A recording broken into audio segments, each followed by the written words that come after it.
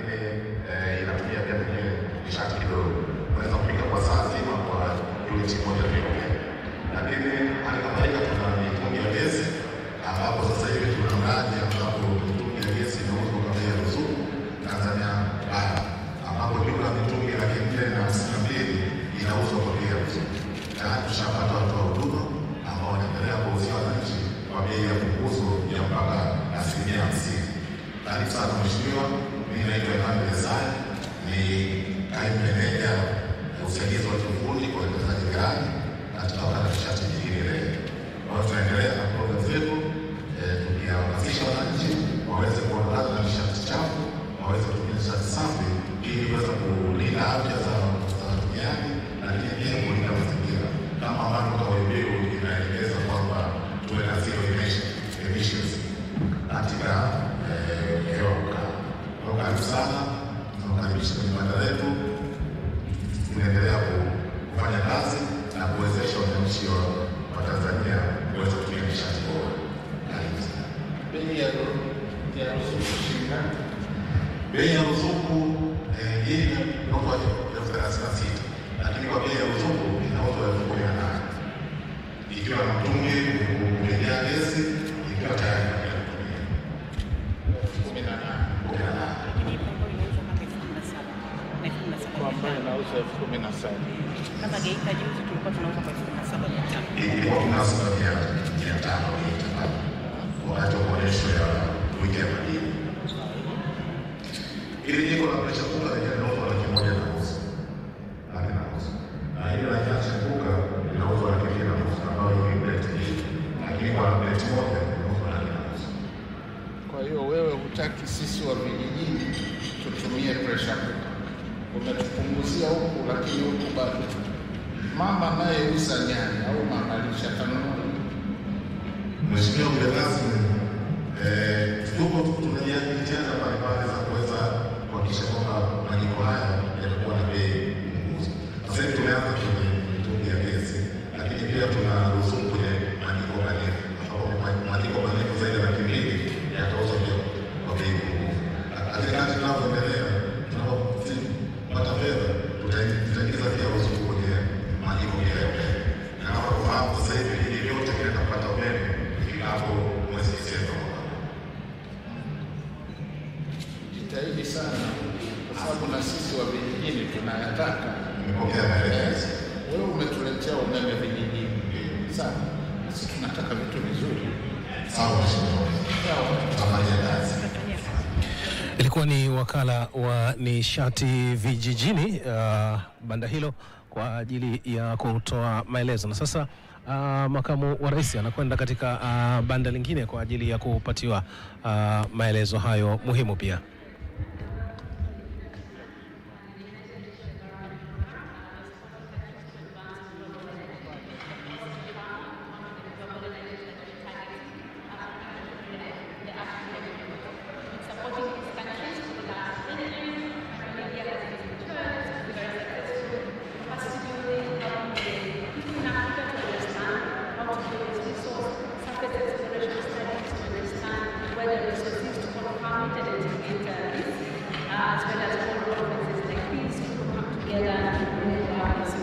This program has been running for over 10 years, and now we believe the countries are ready to take this forward and actually run this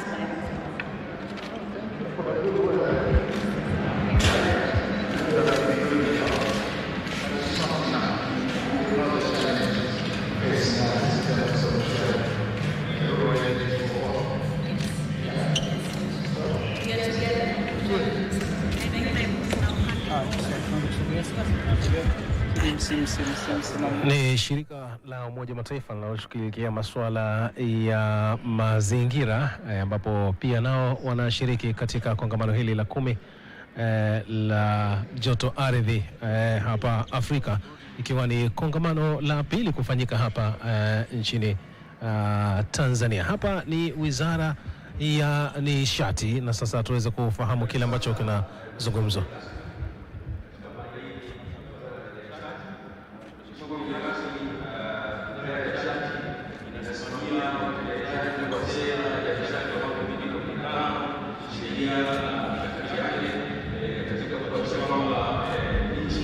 nishati ya uhakika kwa maana ya umeme, nishati jadidifu ikiwemo masuala ya nishati safi ya kupikia, ambapo kama mheshimiwa rasmi mwezi Mei Mheshimiwa Rais alizindua mkakati wa nishati safi ya kupikia, ambapo kwamba matarajio 80% ikiwe itakapofika mwaka 2034. Pamoja na swala la umeme na nishati jadidifu na mambo ya nishati safi ya kupikia, pia masuala ya gesi na mafuta kuhakikisha kwamba nishati hizo zinapatikana kwa uhakika.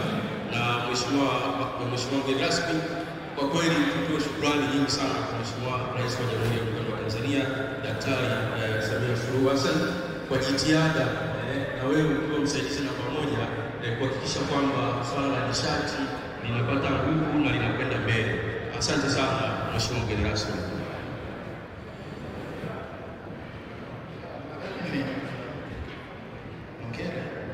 Pamoja na waziri wako, najua bila nishati hakuna maendeleo. Yaani kuna eneo moja tu ambalo na nyinyi mnalifahamu,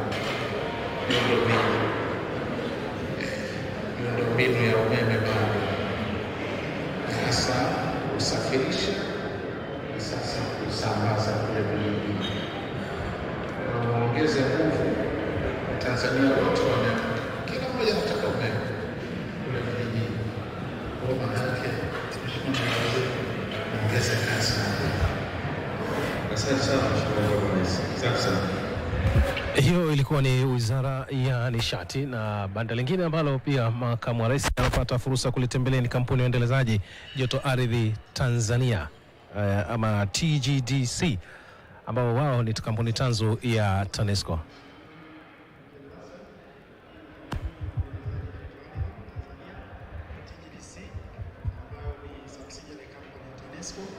Na sisi shughuli zetu za kuendeleza joto ardhi hapa nchini tuna maeneo zaidi ya 52 ambayo yana rasilimali ya joto ardhi, na pia tuna potential ya zaidi ya megawati 5,000. Lakini kwa sasa tunaendeleza miradi 5 ya kipaumbele ambayo miradi miwili ipo Mbeya, Mbozi na Kianyumbaka, mradi mmoja huko Songwe, mradi mmoja huko Arusha.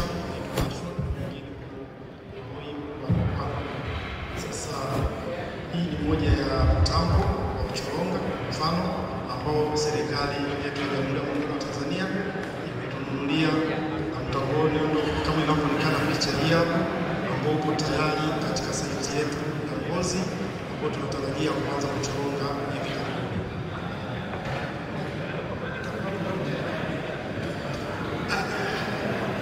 Hili ni eneo jipya. Kwanza nyie mko wangapi wataalamu? Wataalamu kwa ujumla wafanyakazi 90 ndio Na wagombezi kwenye geothermal ni wangapi?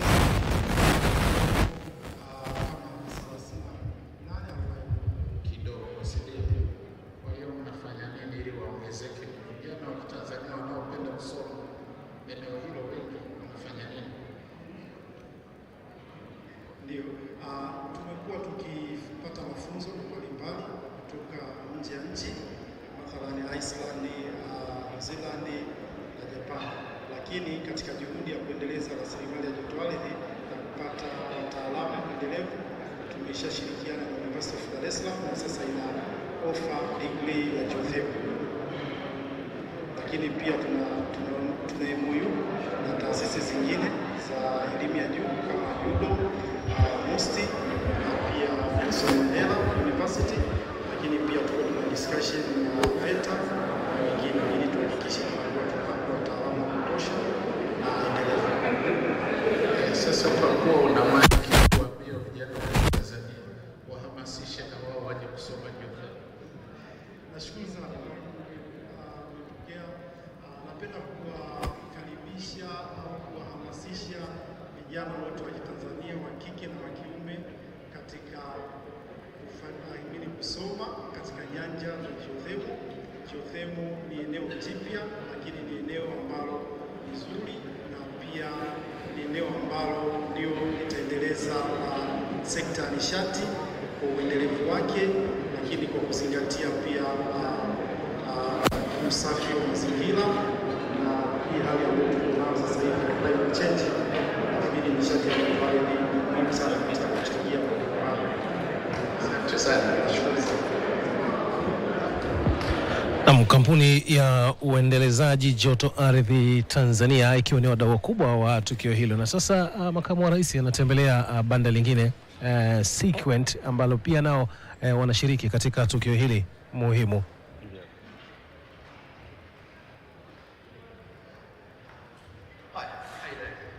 Hi, so I'm Ollie and my colleague here is Victor. We come from Sequent. So we are a geoscience software company, and we have been helping companies reduce risk when drilling for geothermal energy. So we work with a number of companies actually in this room across East African Rift, but as well as worldwide. We are based in New Zealand, where geothermal is also a big part of that country. And we have developed software such as Leapfrog Energy, Oasis Montage, and all of this is to bring together geoscience inputs from maps to downhole data from wells, for example. And all of this helps reduce the return, improve the return on investment when you're drilling for geothermal. So as many of these companies, you know, it's important to make sure that that very expensive drill hole produces the best results. And so we can help to model that. With private sector, or do you? Sorry. Do you work only with the private sector, or do you help governments also? Yeah, so we work with a whole range of customers. Normally we are working with obviously the geoscientists within each company.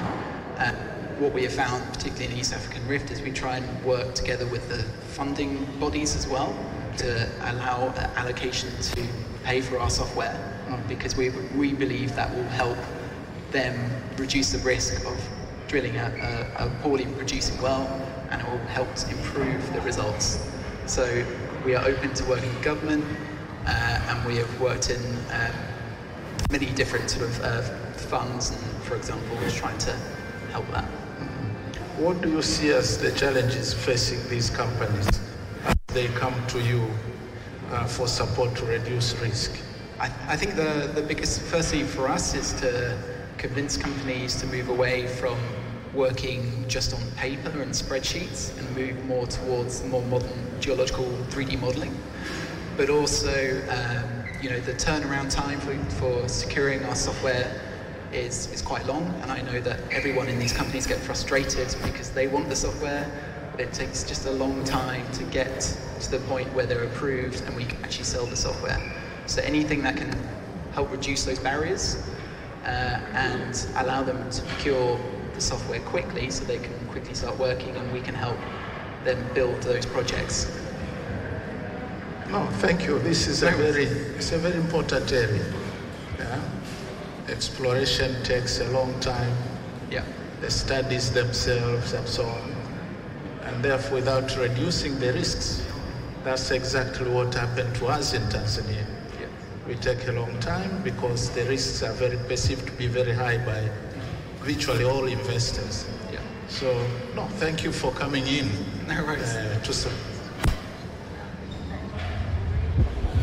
Ni kampuni hiyo inayotengeneza programu kwa ajili ya kusaidia uchunguzi na kubaini mahali palipo na joto ardhi.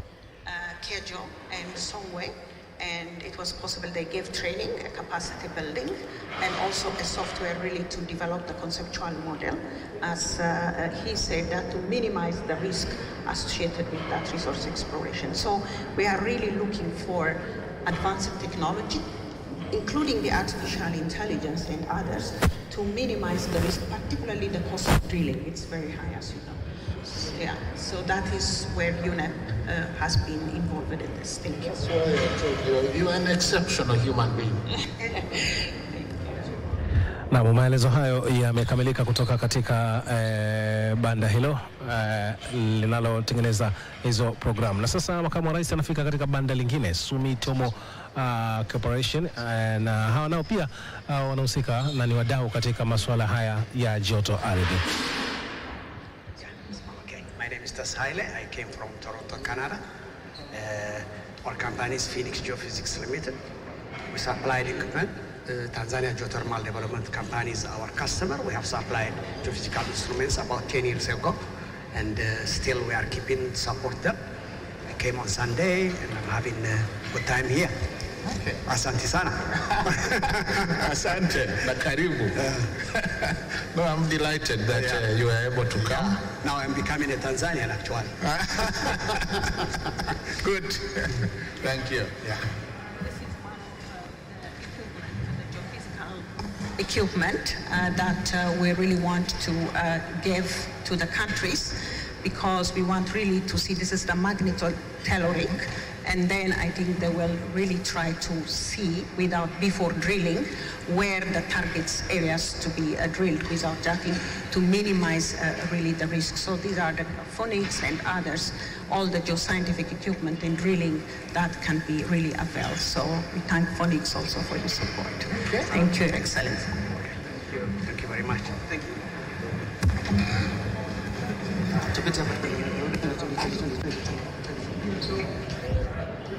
Na hiyo ilikuwa ni kampuni kutoka Canada, na sasa ni kampuni nyingine pia ni wadau. Ni kampuni ya Kijapani, na so far duniani tuna 2.7 gigawatts za geothermal ambazo zimeshakuwa installed, na interest yetu hapa Tanzania kwa sasa, ukitoa ile Kinyerezi 2 ambayo tulimaliza, ni kuendeleza mradi wa Ngozi kama yes. Ndio tuko na mazungumzo na TGDC kwenye hilo. Yeah. Ndio. Sasa kwa uzoefu wenu kwenye hizo nchi nyingine, ndio changamoto kubwa ni nini? Changamoto kubwa ni ambayo ipo sasa hivi ya kuelewa huko chini kuna nini, kujua resource. Hapo ndio kwenye sehemu kubwa ya changamoto. Baada ya hapo kwenda mbele, huwa jirani yako yule ndio ana kifaa pale, anasema anaweza kujua rasilimali ya iliyopo huko ndio bila kuchimba. Wanafahamu, lakini kuna saa ukienda ukachimba unakutana nacho sicho. Chini ya kutabiriki mkuu. Mheshimiwa, chini ya kutabiriki. Ndio. Kwa hiyo inabidi utumie njia mbalimbali ili kupata kuelewa uko chini. Kwa hiyo ndio maana kuna mwenzetu jirani hapa na kuna jirani pale naye anafanya similar kitu hicho ili kujihakikishia chini kuna nini. Na chini kisha kuwa salama, mheshimiwa, huko juu tunaendelea tu. Ngozi una hakika? Najitahidi kuwa na hakika nayo. Asante sana. Nashukuru sana. Kampuni ya Sumitomo hiyo ama nayo ikijihusisha na masuala ya joto ardhi. Welcome. This is Ubuntu and this is my colleague Dr. Omalwa. This is GDC Geothermal Development Company Kenya. We are tasked with developing steam fields in Kenya and also selling geothermal steam for electricity generation. We've been working closely with TGDC. In Mbeya, we did some exploration work, and we have a collaboration agreement to fast-track the development of geothermal resources even here in Tanzania. Thank you, sir. What do you consider as the main success factors? What made Kenya go much faster compared to other countries in the Rift? The key thing is government commitment. Yes, sir. You want to tell me I'm not committed? Not exactly, not exactly, but the government realized that geothermal business, especially during the exploration, is very costly, so they needed to inject sufficient capital to be able to attract investment. Okay. Thank you. Karibu. Asante sana. Ni kampuni ya uendelezaji joto ardhi kutoka nchini Kenya, nao wakiwa wameshiriki katika kongamano hili la 10. Na sasa makamu wa rais afika katika mamlaka ya usimamizi wa nishati nchini EWURA. Tuko hapa miwa kwa ajili ya kuisupport TGDC. Sisi kama mdhibiti tunategemea kwamba TGDC itakuja kupata leseni kutoka EWURA kwa ajili ya kuhakikisha kwamba umeme ambao atakuwa na ugenerate utakuwa ni umeme wa uhakika ambayo yule mlaji wa mwisho ataweza kufanyia vitu vyote ambavyo vinatakika kufanyika.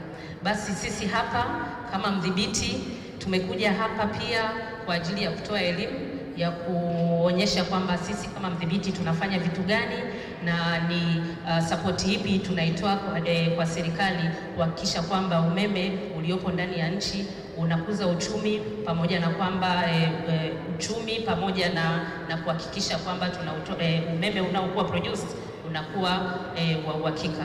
Karibu sana mheshimiwa. Hao nao wahudumia wamewahi kukulalamikia kwa chochote? Hao tunaowahudumia sisi tunachokifanya, tunafanya monitoring kuhakikisha kwamba umeme unaomfikia yule mlaji wa mwisho unakuwa ni umeme ambao ni wa uhakika. Wanaokulalamikia malalamiko yapo mheshimiwa, lakini sisi kama mdhibiti tunakaa katikati ya kuhakikisha kwamba yule anayetoa huduma na yule anayepokea huduma wanatendeana haki. Kwa hiyo sisi upande wa geothermal kwa sababu hajaanza kugenerate, basi sisi tupo pale kwa ajili ya kumsupport kwa zile process zote anazozipitia, lakini pale atakapoanza kufanya generation, basi atatakiwa aweze kupata leseni kutoka kwetu, na pia tutaingia naye performance agreement ya kuhakikisha kwamba ule umeme anaotoa uwe ni umeme ambao ni wa uhakika mheshimiwa. Asante. Ni mamlaka hiyo ya udhibiti wa nishati nchini EWURA ambao nao pia wanashiriki katika tukio hili muhimu. Na sasa makamu wa rais anasogea katika mabanda mengine kuweza kupata taarifa muhimu kutoka kwao kuhusu huduma mbalimbali wanazotoa na ushiriki wao katika tukio hili ama kongamano hili muhimu. Na sasa tupo katika banda la TANESCO.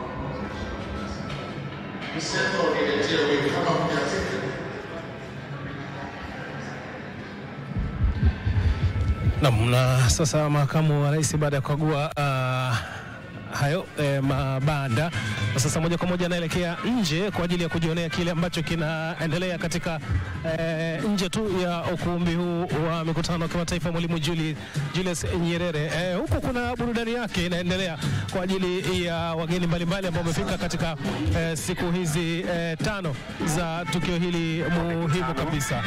Karibu mtazamaji uweze kusikia burudani hiyo safi kabisa ikirindima.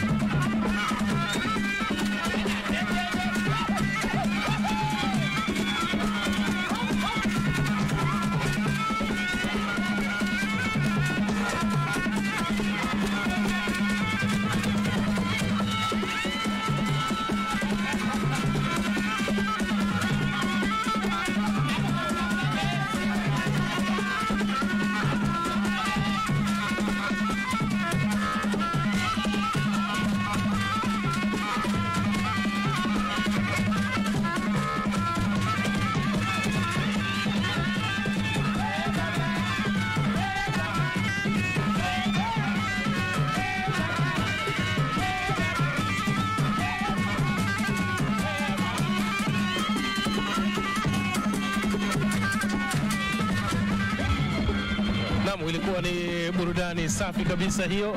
Na sasa makamu wa rais atasimama katika eneo maalum lililotengwa kwa ajili ya picha ya kumbukumbu ya kongamano hili, kwa mujibu wa taarifa ambazo tulifahamishwa hapo awali. Na nje tu ya ukumbi huu ama kituo hiki cha mikutano cha kimataifa cha Mwalimu Nyerere, kuna eneo maalum ambalo limetengwa kuonyesha mfano wa kile ambacho kinaonyesha namna ya kuvuna hilo joto ardhi na namna ya chemichemi ambayo pia inaweza ikazalisha nishati ambayo inaweza ikatumika. Ni mkutano mkubwa unahusisha takriban nchi 13 kutoka katika bara la Afrika, ambapo kwa Tanzania hii ni mara ya pili ambapo tukio hili linafanyika.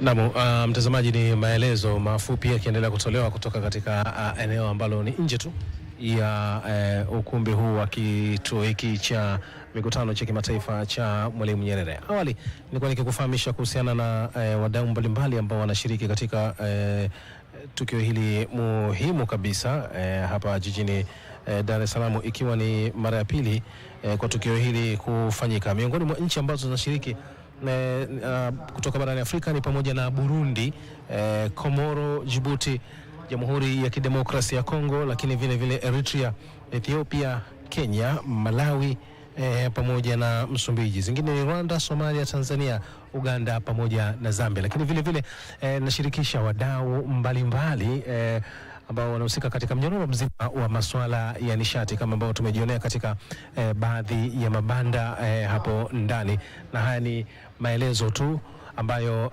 yanatolewa hapa nje.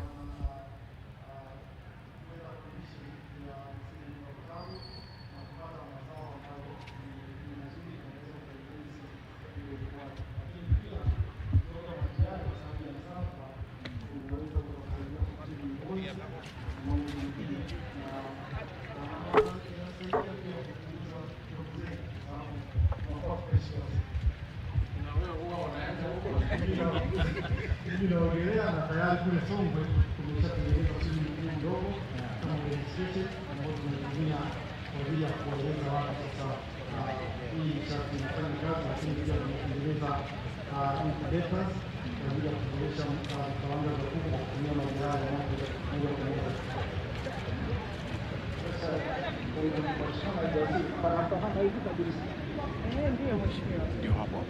Ndio hapa. Sasa mbona si uzungumze basi na wenzako wa utalii, mweke kituo cha utalii hapa, maana hii mambo safi, si ndio?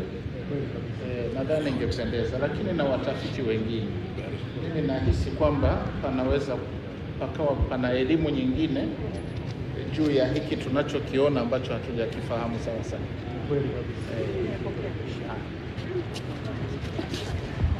Yalikuwa ni maelezo kutoka nje tu ya kituo hiki ama ukumbi huu wa kimataifa wa mikutano Mwalimu Julius Nyerere, ambapo pia kuna sehemu mahususi imewekwa kwa ajili ya kutoa maelezo, walau kuweza kuonesha tu mfano wa nini kilichopo ama nini ambacho kinaonekana katika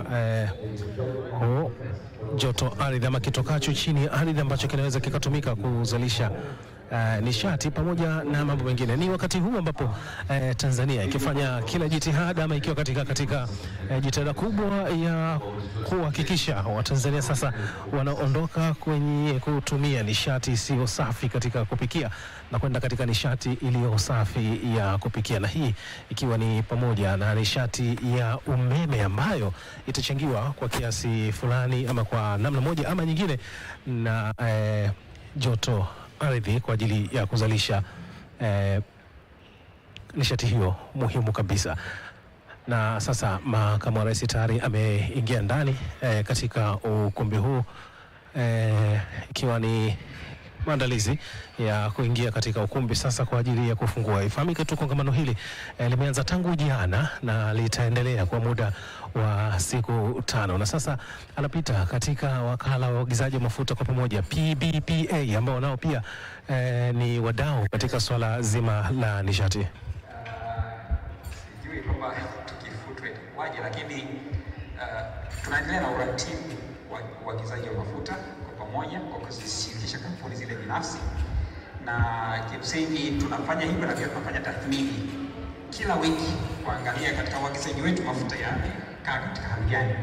Kwa mfano, siku ya Ijumaa tulifanya pia uratibu, tukaona kwamba mafuta yaliyopo nchini, dizeli inatosheleza siku 19, siku 16, petroli siku 19, mafuta ya ndege siku 38, lakini pia meli zinaendelea kushusha mafuta. Kwa hiyo hali inaendelea vizuri, tunaendelea na uratibu kwa makini, na tunaendelea na utaratibu wetu wa zabuni za kila mwezi kwa uwazi. Kila mwezi tunafanya zabuni kushindanisha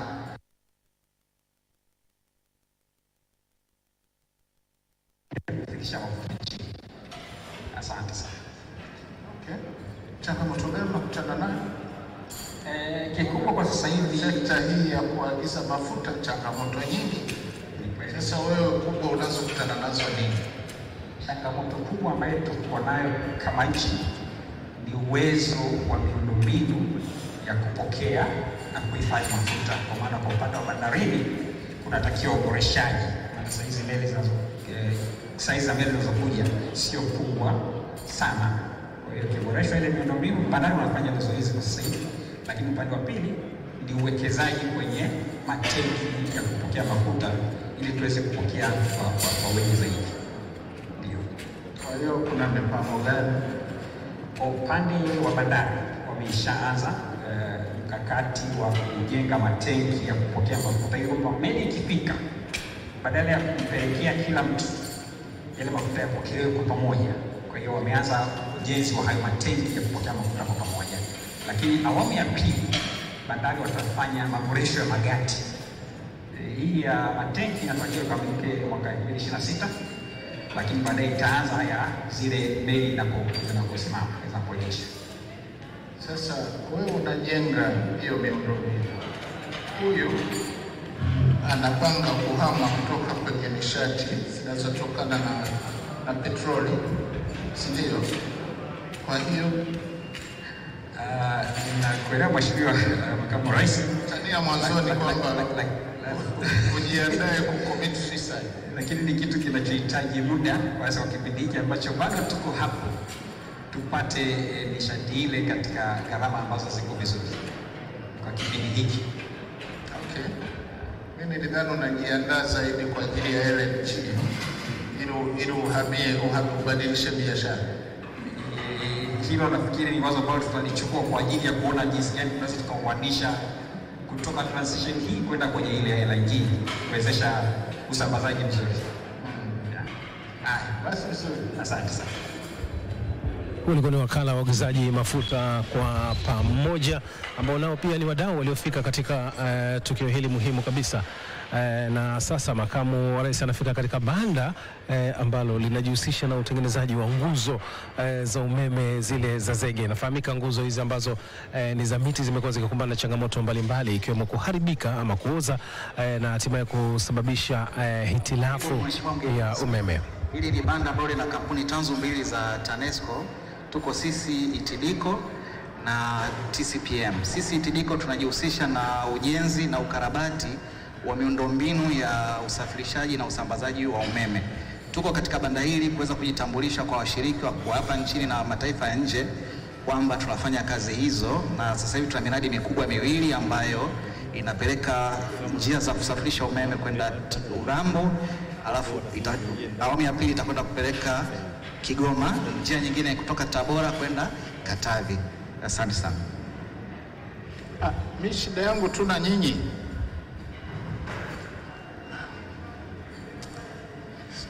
bado sijawaelewa vizuri. Kuna sehemu nyingine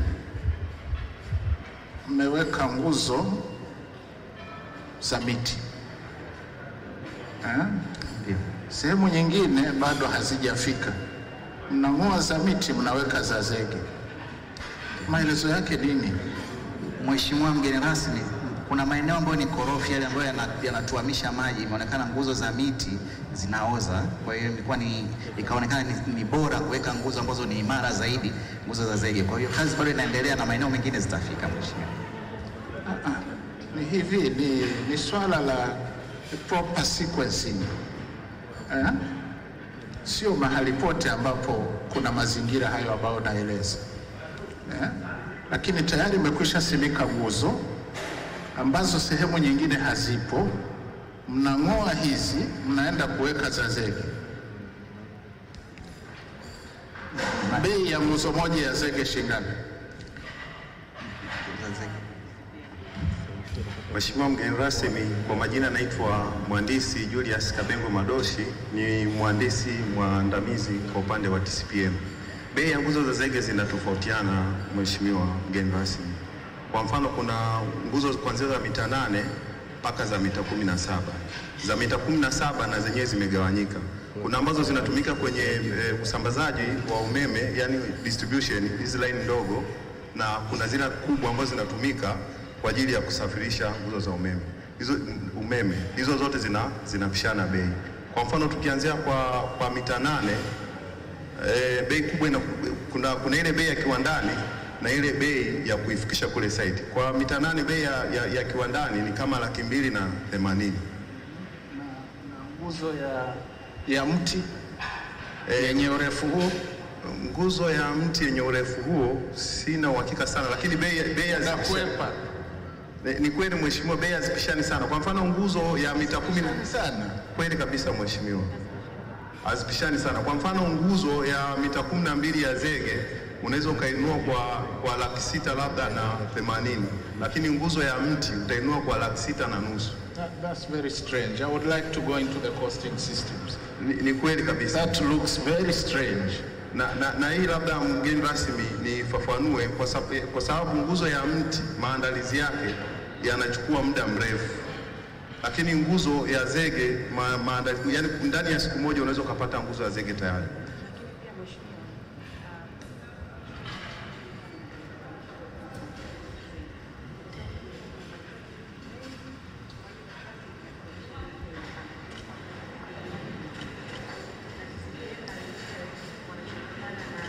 Na sekta binafsi.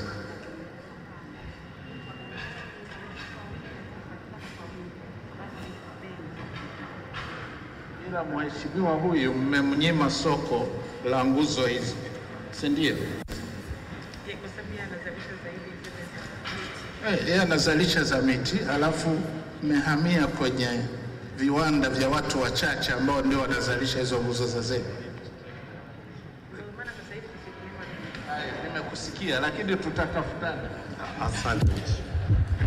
TEDECO, kampuni hiyo tanzu ya shirika la umeme nchini TANESCO ambalo linazalisha nguzo za zege kwa ajili ya kuhakikisha kwamba kuna upatikanaji endelevu wa umeme, hata hapo panakuwa na changamoto ya kukosekana kwa nguzo ama kuanguka kwa nguzo kutokana na uchakavu. Na sasa mtazamaji, turejee ndani katika ukumbi kwa ajili ya kufahamu kile ambacho kitakuwa kikiendelea katika ufunguzi rasmi wa kongamano hili.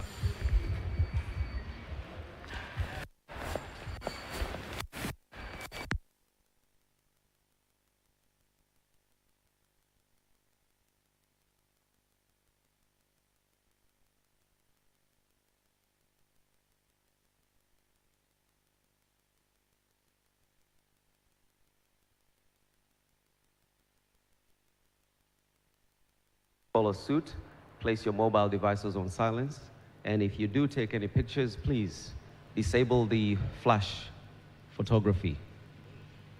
The regional commissioner is here.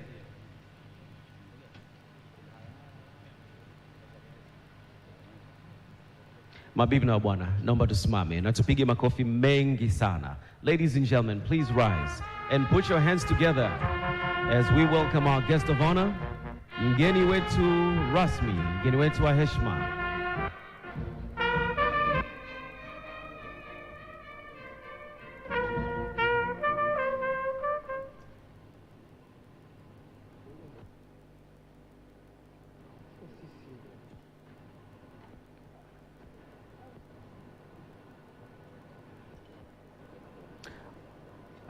right. Tuwaruhusu viongozi wetu watambue maeneo yao ya kuketi.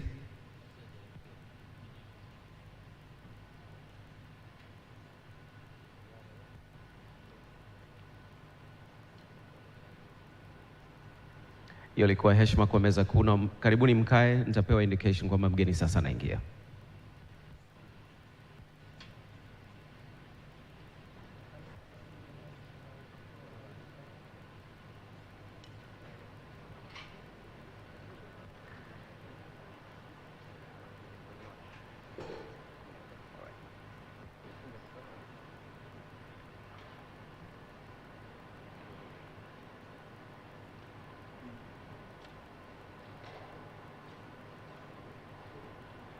Mabibi na mabwana, kwa vile tuna vifaa saidizi vya utafsiri,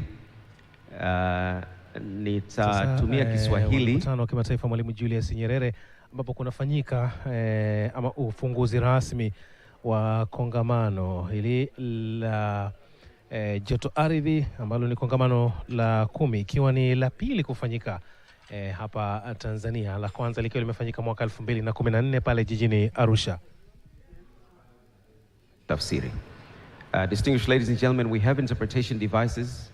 Please put those on so that we may be on the same page language-wise. We'll try not to interchange language as we have interpreters in the room.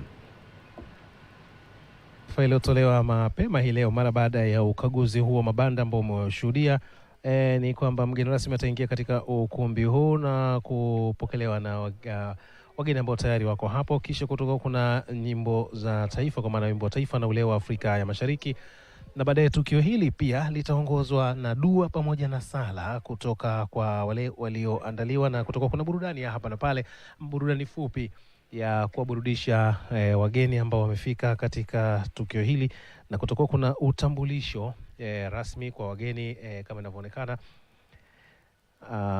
Na vile vile kutoka kutolewa ama kutapokelewa salamu kutoka kwa mkuu wa mkoa wa Dar es Salaam, mahali ambapo ndipo ukumbi huu ulipo. Na mtazamaji, kama unavyojionea sasa hivi, makamu wa rais ndio anaingia katika ukumbi huu tayari kabisa kwa ajili ya ufunguzi wa kongamano hili la 10 la joto ardhi Afrika, likiwa linafanyika hapa nchini Tanzania. Kongamano kubwa kabisa la kimataifa likiwashirikisha wadau mbalimbali wanaohusika na masuala ya nishati kutoka ndani na nje ya nchi. Takribani nchi 13 zinashiriki katika tukio hili. Na sasa ni kukaribisha mtazamaji kufuatilia kile ambacho kinaendelea. Tuimbe pamoja wimbo wa taifa na kisha baada hapo ule wa Afrika Mashariki.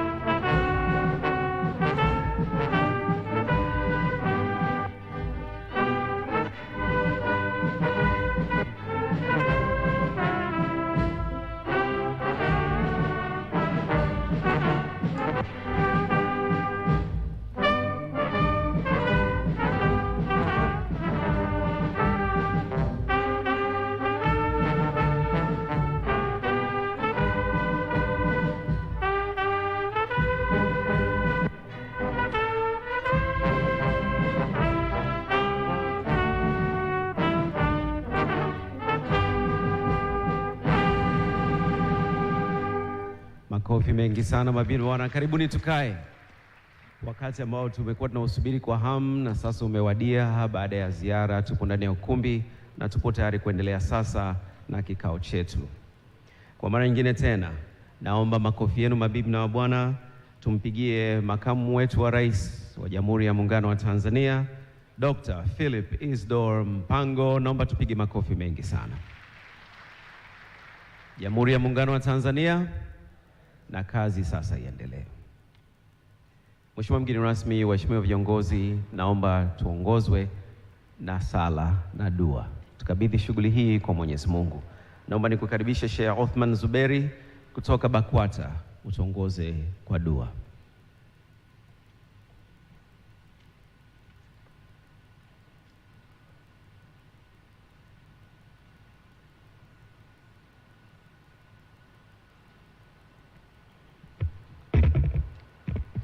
أعوذ بالله من الشيطان الرجيم. بسم الله الرحمن الرحيم.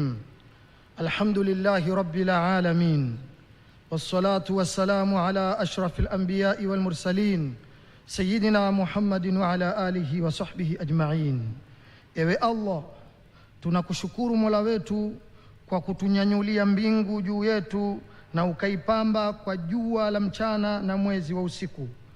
Tunakushukuru pia kwa kututandikia ardhi na ukaiweka sawa, ukaiwekea milima ili isitutikise na kutunyima raha, ukaweka katika ardhi hii mito, bahari, maziwa na viumbe vya aina mbalimbali kama vile miti na mawe ili viwe ni manufaa kwa wanadamu wote.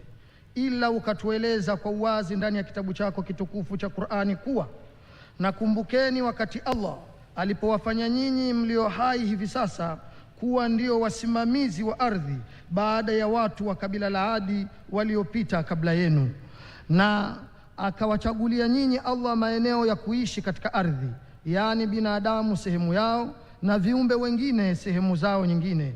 Mnatengeneza katika ardhi ya tambarare majumba na mnachoronga milima kuwa ni majumba.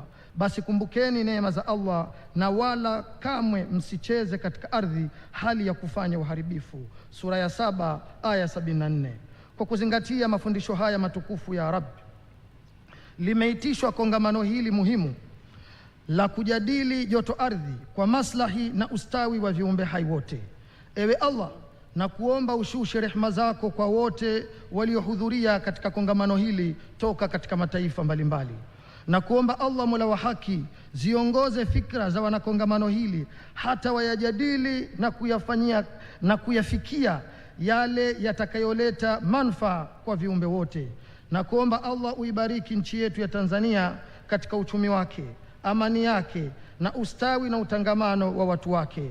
Na kuomba Allah umlinde Rais wa Jamhuri ya Muungano wa Tanzania Dr. Samia Suluhu Hassan na kila ubaya, pamoja na kumzidishia hekima na busara ili atuongoze vizuri. Ya Allah, tunamkabidhi mikononi mwako makamu wa rais wa Jamhuri ya Muungano wa Tanzania Daktari Philip Isdor Mpango. Umpe afya njema na nguvu ya hekima, maarifa na ujasiri wa kumshauri rais yetu yote yenye maslahi na taifa letu. Tunaiombea Wizara ya Nishati kila la kheri, baraka na ufanisi katika utendaji ili taifa letu liweze kustawi. Amin, amin, amin. Wa sallallahu wa sallam ala sayyidina Muhammadin wa ala alihi wa sahbihi ajma'in, walhamdulillahi rabbil alamin. Amen. Askofu Magwano Philip Mafuja, CCT, karibu nawe.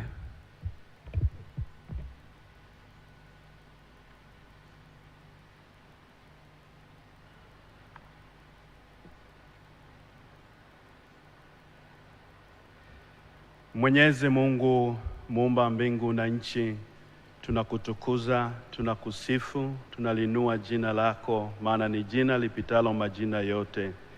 Tunakushukuru Mungu wetu kwa kutuumbia nchi nzuri ya Tanzania, nchi iliyo na utajiri mwingi kwa rasilimali nyingi. Tunakushukuru Mwenyezi Mungu kwa ajili ya amani iliyopo katika nchi yetu ya Tanzania. Tunakushukuru kwa ajili ya Watanzania wote kwa umoja na mshikamano tulio nao. Tunaendelea kuiombea serikali yetu ya Jamhuri ya Muungano wa Tanzania, tukimwombea hekima Rais Dr. Samia Suluhu Hassan, Rais wa Jamhuri ya Muungano wa Tanzania. Umjalie afya njema, mjalie hekima, na tunamwombea Makamu wa Rais Dr. Philip Isdori Mpango. Mungu wa mbinguni endelea kumpa hekima, mjalie afya njema, pamoja na viongozi wote wa serikali. Tunauombea mkoa wetu wa Dar es Salaam, tukimwombea mkuu wa mkoa ndugu yetu Albert Charamila, endelea kumpa hekima anapoongoza mkoa huu. Asante kwa ajili ya Wizara ya Nishati, asante kwa ajili ya kongamano hili ambalo linaenda kujadili mambo ya joto ardhi. Tunaomba Mungu kongamano hili likalete tija kwa ajili ya taifa letu na hasa katika kujenga uchumi. Endelea kutusaidia Watanzania, tuendelee kuishi kwa amani, upendo na mshikamano. Tunaomba ya kwamba Mungu tujalie neema. Tunaiombea serikali yetu katika sekta zote, uijalie neema, na tunaomba maendeleo ya Tanzania yakaendelea kusonga mbele. Tunaomba hayo tukiamini ni katika jina la Mungu Baba na Mwana na Roho Mtakatifu. Amina.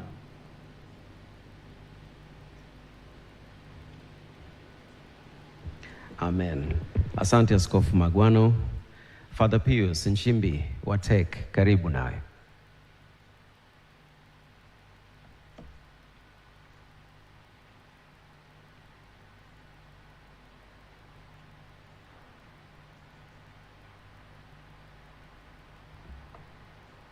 Kwa jina la Baba na la Mwana na la Roho Mtakatifu. Mungu Baba Mwenyezi, tunakushukuru sana kwa kutunanisha hapa katika kongamano hili. Tunakuomba na ubariki taifa letu na viongozi wetu, rais wetu Dr. Samia Suluhu Hassan, mjalie baraka tele na hekima. Mjalie pia makamu wa rais Dr. Philip Mipango aweze kumshauri vyema rais wetu na kuwajibika vyema inavyopasika. Mjalie pia afya njema. Naombea pia viongozi, mawaziri wa wizara hiyo ambayo kongamano tunalifanya leo, na hivi wawajibike vyema inavyopasika katika wajibu wao wa kiuongozi. Tunaombea pia mkuu wetu wa mkoa aweze kuendelea vyema katika wajibu wake.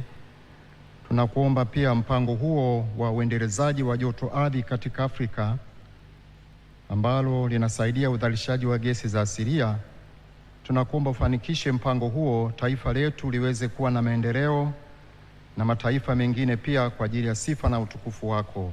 Tunaomba hayo kwa njia ya Kristo Bwana wetu. Kikao kibarikiwe kwa jina la Baba na la Mwana na la Roho Mtakatifu. Wote tuitikie amen. Nashukuru sana. Hapo nje Mheshimiwa, nilikusikia ukisema hakika Mungu ni wa ajabu. Kwa hiyo sala hizi zimekufikia wewe na zimetufikia sisi, na tubarikiwe katika kikao hiki na nchi yetu ibarikiwe katika jitihada zetu za kuvuna nishati hii ya kipekee kabisa. Mheshimiwa mgeni rasmi, katika ratiba yetu naomba kwanza nianze na burudani elimu kutoka kwa mshereheshaji mwenzangu katika jukwaa hili. Nipo mimi mwanaume na Ke ambaye ana kipaji, yeye ni mshairi mbali na kwamba ni mzungumzaji mahiri katika majukwaa. Kisha baada ya hapo nitamkaribisha Mheshimiwa Katibu Mkuu wa Wizara ya Nishati, na kisha baada ya hapo tutamkaribisha mkuu wa mkoa. Lakini kwa sasa kwa pamoja tumpigie makofi mengi sana Bi Khalila Mbowe ambaye anakuja na kitu kinaitwa spoken word. Tupige makofi tafadhali. Tumpe nguvu Bi Khalila.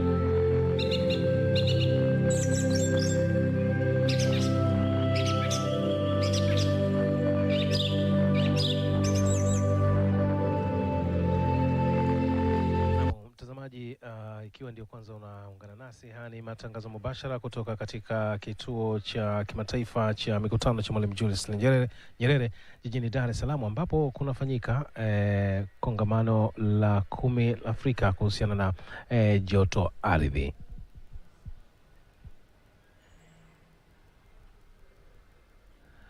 Namna mgeni rasmi katika ufunguzi wa kongamano hili ni Makamu wa Rais Dr. Philip Mpango.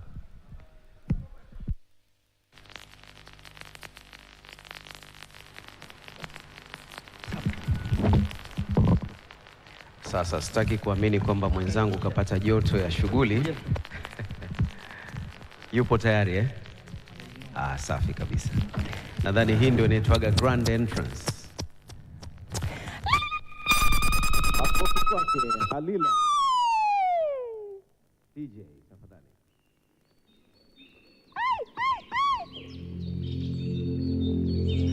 Hear ye, hear me.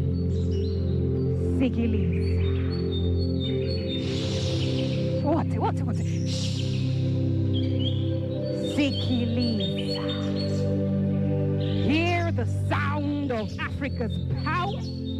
Not only deep within each man and woman, but also deep within our core. Hear the power, hear the roar of nature's given treasure, Earth's core. Africa, do you know your power? Deep within the earth's crust, when creation was abound, nature said, let there be light. Nature said, let there be heat. Nature said, Tanzania, Africa, you're blessed. A land kissed by the sun, shaped by the earth's ancient hand. Here in Africa, where mountains rise and rivers curve, there are stories beneath us. A fire pulses, steady, powerful, filled with glory. Geothermal energy. An untapped promise, a gift of nature, given, constant, waiting, awaiting the steward. Steward, I call. Your ancestors and the land called you forth to harness, to use, not to abuse. You see, from sun, wind, water, earth, Africa, blessed. And yet in darkness her people scurry. You see, when the sun goes back into its cave, oh, Africa, look at how our people scramble for light. So you see, energy drives the pulse of life. It fuels our dreams, it powers our strife. From crackling wood to the burning coal, it lit our path, but the pursuit of our goal took its toll. The oil that flows, the gas we burn, they've given much but left scars in return. See, dear steward, do you hear the cries? Do you hear the cries of the earth as it screams in despair? Do you hear our people cry out, calling for cleaner air? But you see, we tell them that the time is now. You see, a light shines and cries from the depths below. A gift of heat, a steady flow. Geothermal. A flow that heals, renews, constantly grows. The energy that sustains, endures in power. Watch it unfold. Ladies and gentlemen, African stewards, Tanzania, Tanzania, nakupenda kwa moyo wote. Our brothers, our sisters, visitors from across the shores alike. Wageni wetu, karibuni Tanzania. From the vast corners of the East African Rift Valley, today our people meet with a triple junction rippling beneath our feet, telling a tale with it, we cannot fail. A place where the earth splits and our futures ignite. Tanzania, where potential is not just a dream, but here it comes alive. We gather around the fireplace of destiny, not just as nations, but as one. I call you elders because you are the stewards of Africa's energy future. You see, once upon a time, hapo zamani za kale, unasikia, hapo zamani za kale, our ancestors gathered around fires, strategizing for tomorrow, not just for the morrow, but for generations to come. But today, each one of us, each one of you, pick up that baton. We thrive, speaking of energy and sustainability.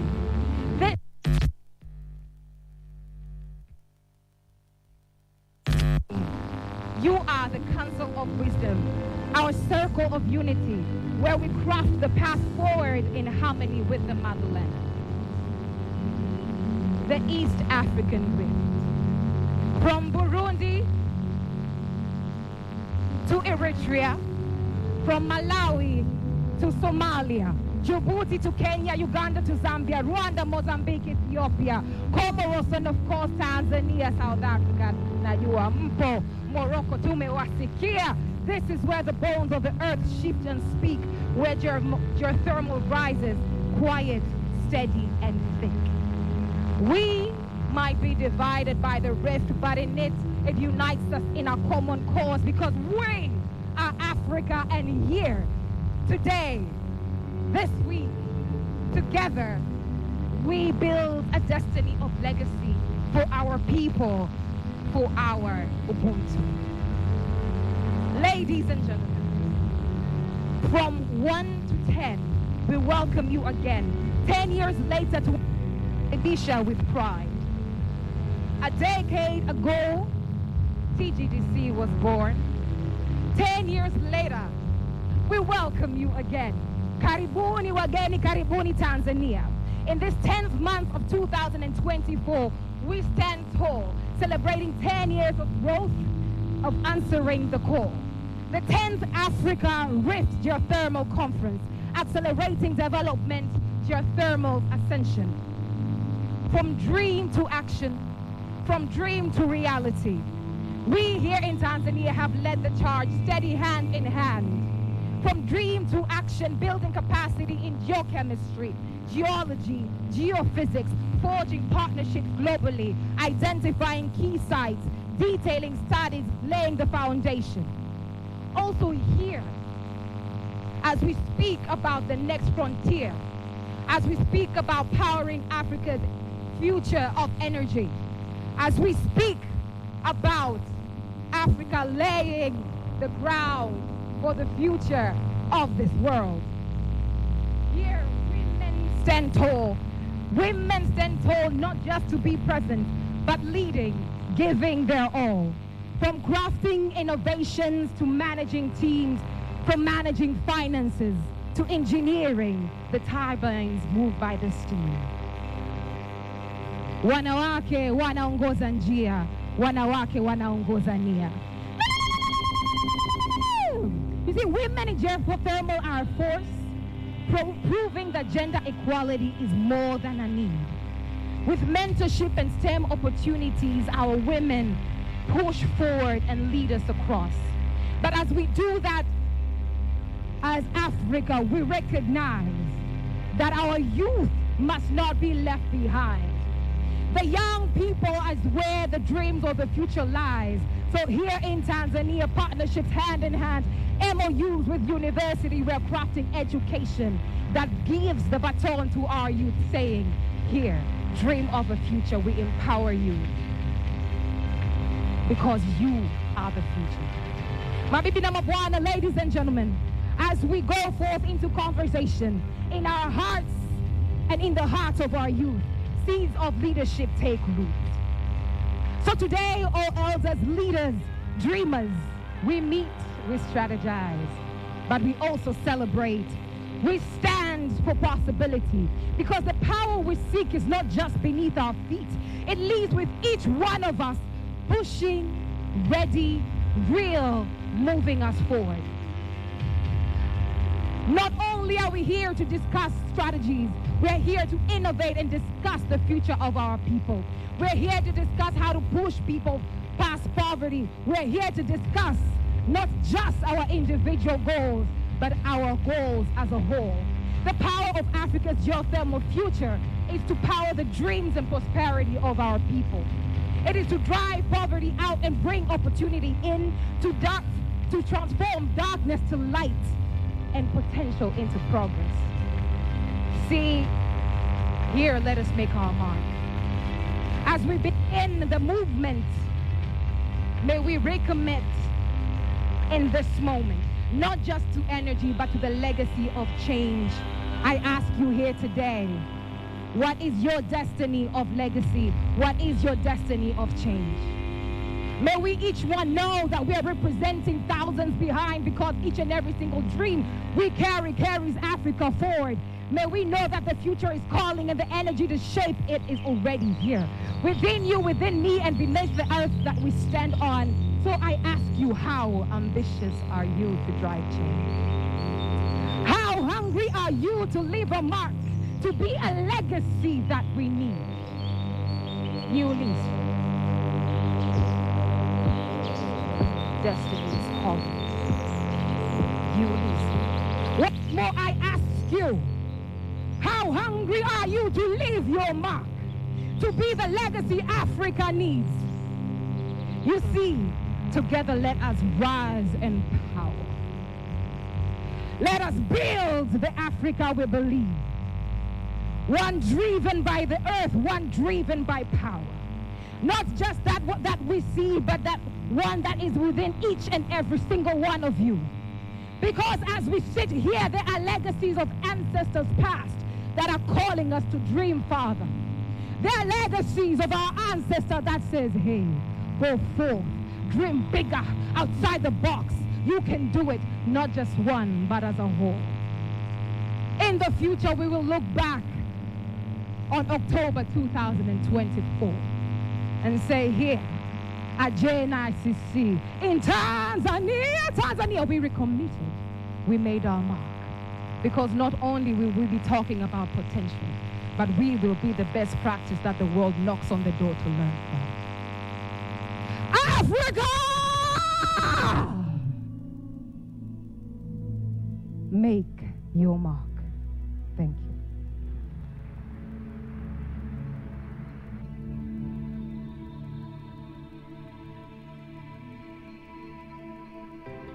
Asante sana Halila, na sasa ukabadilike uje ujiunge na mimi hapa, tuendelee na ratiba. Mheshimiwa mgeni rasmi, mabibi na mabwana, ratiba sasa inamkaribisha Katibu Mkuu Wizara ya Nishati. Naomba tumpigie makofi mengi sana Engineer Felshasmi Mramba. Karibu sana kwa neno la utambuzi na pia neno la ukaribisho rasmi kwenye kikao hiki. Karibu sana kwa makofi yetu mengi sana mabibi na mabwana.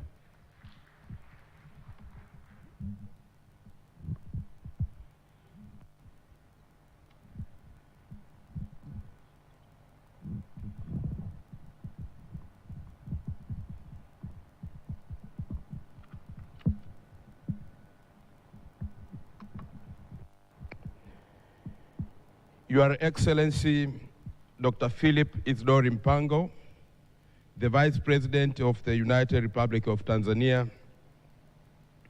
Excellencies and Honorable Ministers and guests present here today,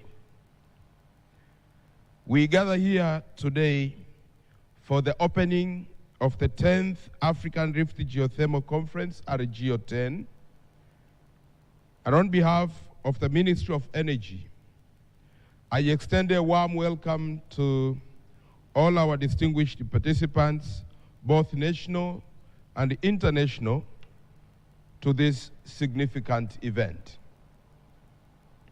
Your Excellency, we are privileged to host this conference at a time when our national energy strategies are firmly aligned with harnessing the potential of renewable energy, including geothermal energy, for the benefit of both Tanzania and the broader region.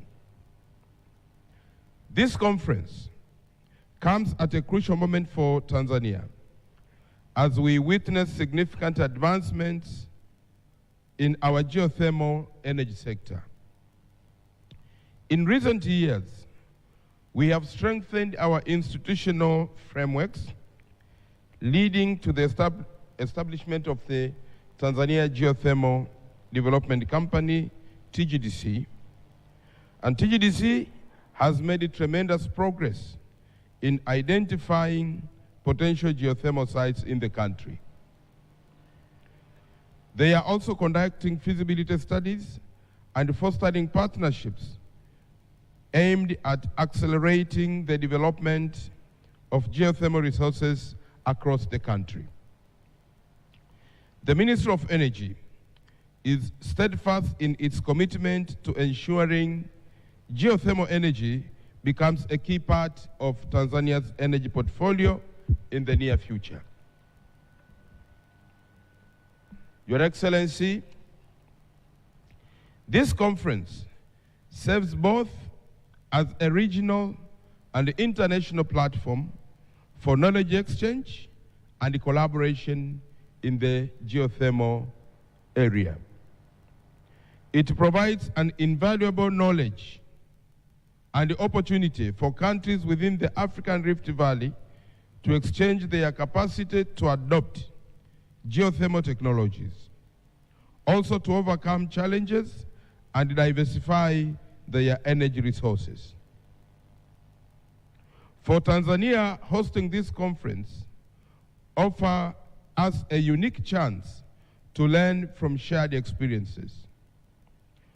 It also helps us to build stronger partnerships and deepen regional cooperation in the geothermal area.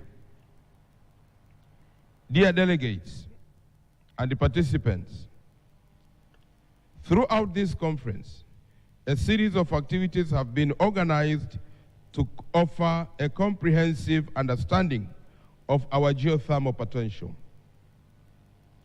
You will have the opportunity to visit promising geothermal prospect areas in the Ngozi and the Songwe sites in Mbeya and in Songwe regions.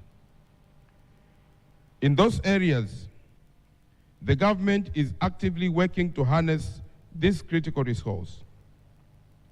The conference program will outline the proceedings, and our dedicated secretariat is available to assist you all in whichever area of need. Your Excellency, with these few remarks, it is my great honor now to introduce to you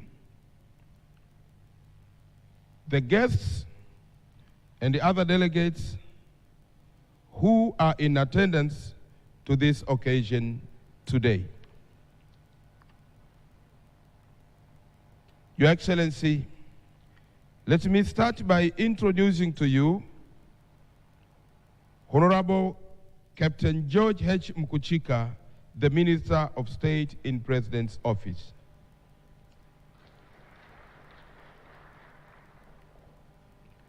Also, we have Honorable Shaibu Kadwara, the Minister for Water, Energy and Minerals from Zanzibar.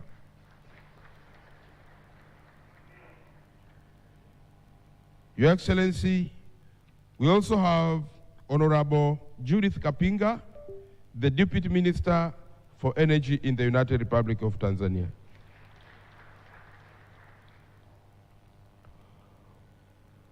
Here with us is also Honorable Albert Chalamila, the Regional Commissioner of Dar es Salaam, who is also accompanied by various regional commissioners, particularly from the areas with geothermal potentials in the country. So I also invite the other regional commissioners to stand.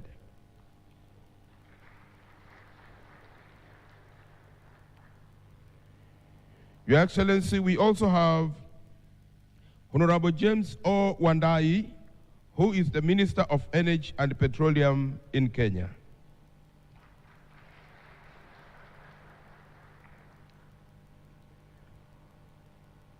We also have Honorable Ambassador Dr. El Badut M. Faki, Ambassador of the Union of Comoros to Tanzania, who is representing the Minister of Energy from Comoro.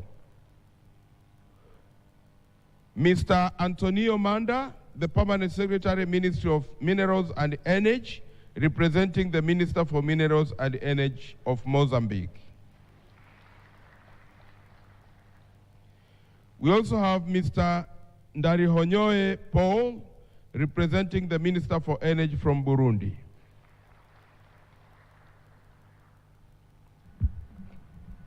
We also have several district commissioners from different places, particularly those areas with geothermal potential, so I request you to stand together.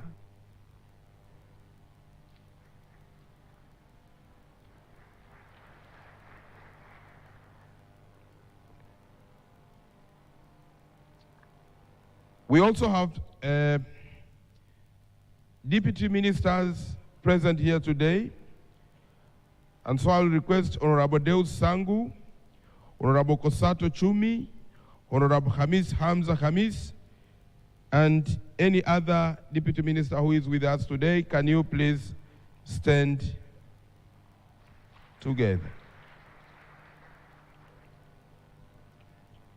Your Excellency, we have ambassadors representing their countries, and they are here with us today. We have ambassador from Kenya, Bwana Isaac Jenga. We have ambassador from Russia, our representative.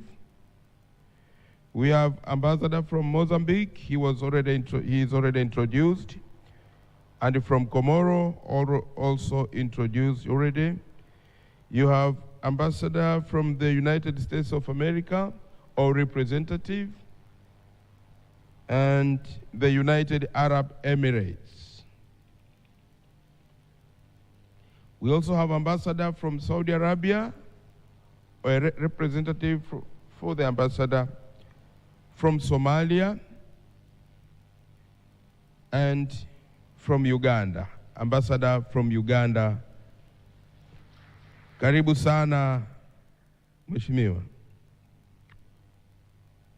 Also, we have representatives from the development partners, Mr. Mark B. Schreiner, representing the United Nations, Dr. Meset T. Zemedun, representing UNEP, Dr. Peter Omenda, President of the African Geothermal Association, Mr. Joseph Mwangi, representing Commission of Energy from the African Union. Also, we have a number of permanent secretaries who are present here today. Can you, all of you, stand? Permanent secretaries and deputy permanent secretaries, please, you can be upstanding. Thank you.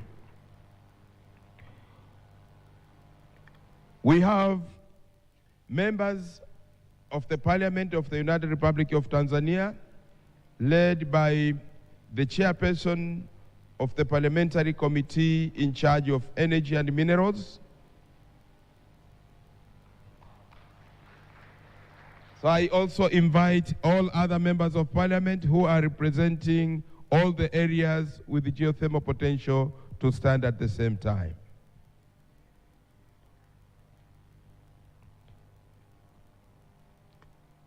Your Excellency, we also have regional administrative secretaries who are present here today. Can I request all of you to stand? Thank you.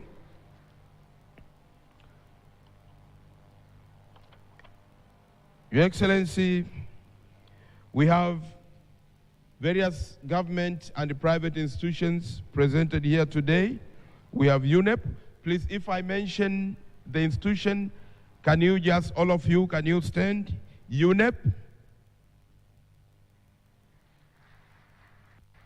Thank you. Stand, please clap to them. Sumitomo. Think Geoenergy,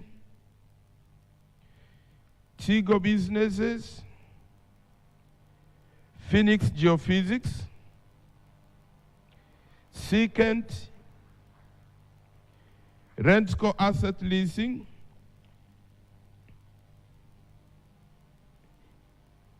representatives from New Zealand,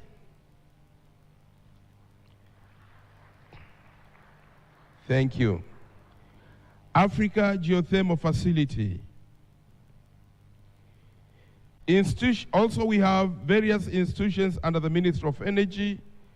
I will mention all of them, and as I mention them, I will request that they stand.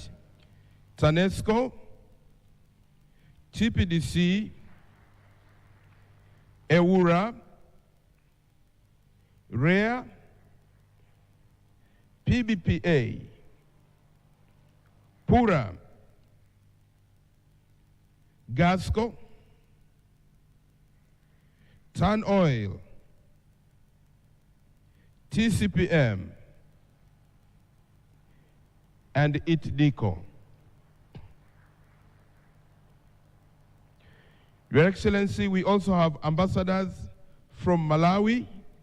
The ambassador from Malawi, please, can you be upstanding? Thank you so much, and we welcome you. We also have the ambassador from Rwanda. Thank you so much. Welcome to this occasion. We also have different senior government officials in the room. Can I request all government officials to stand?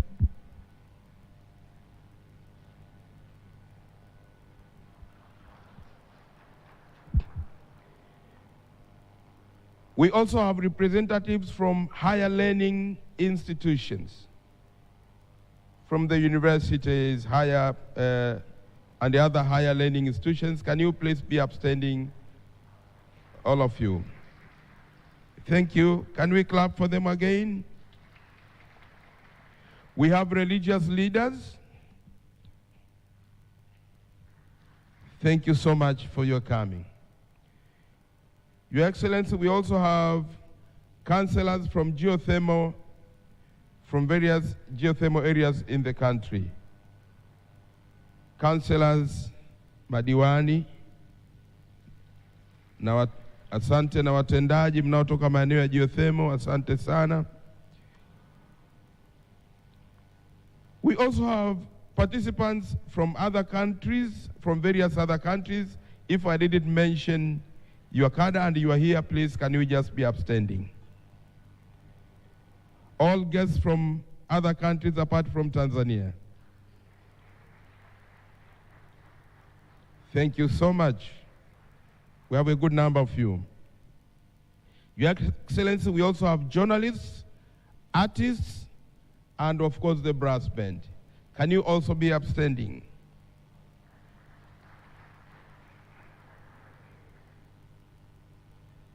And finally, all of us who are present here today, can you clap for yourselves?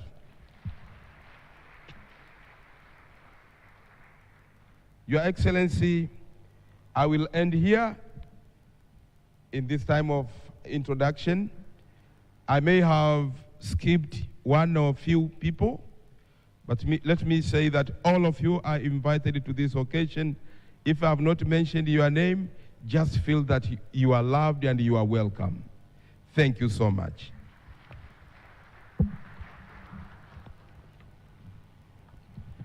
Asante sana, Katibu Mkuu.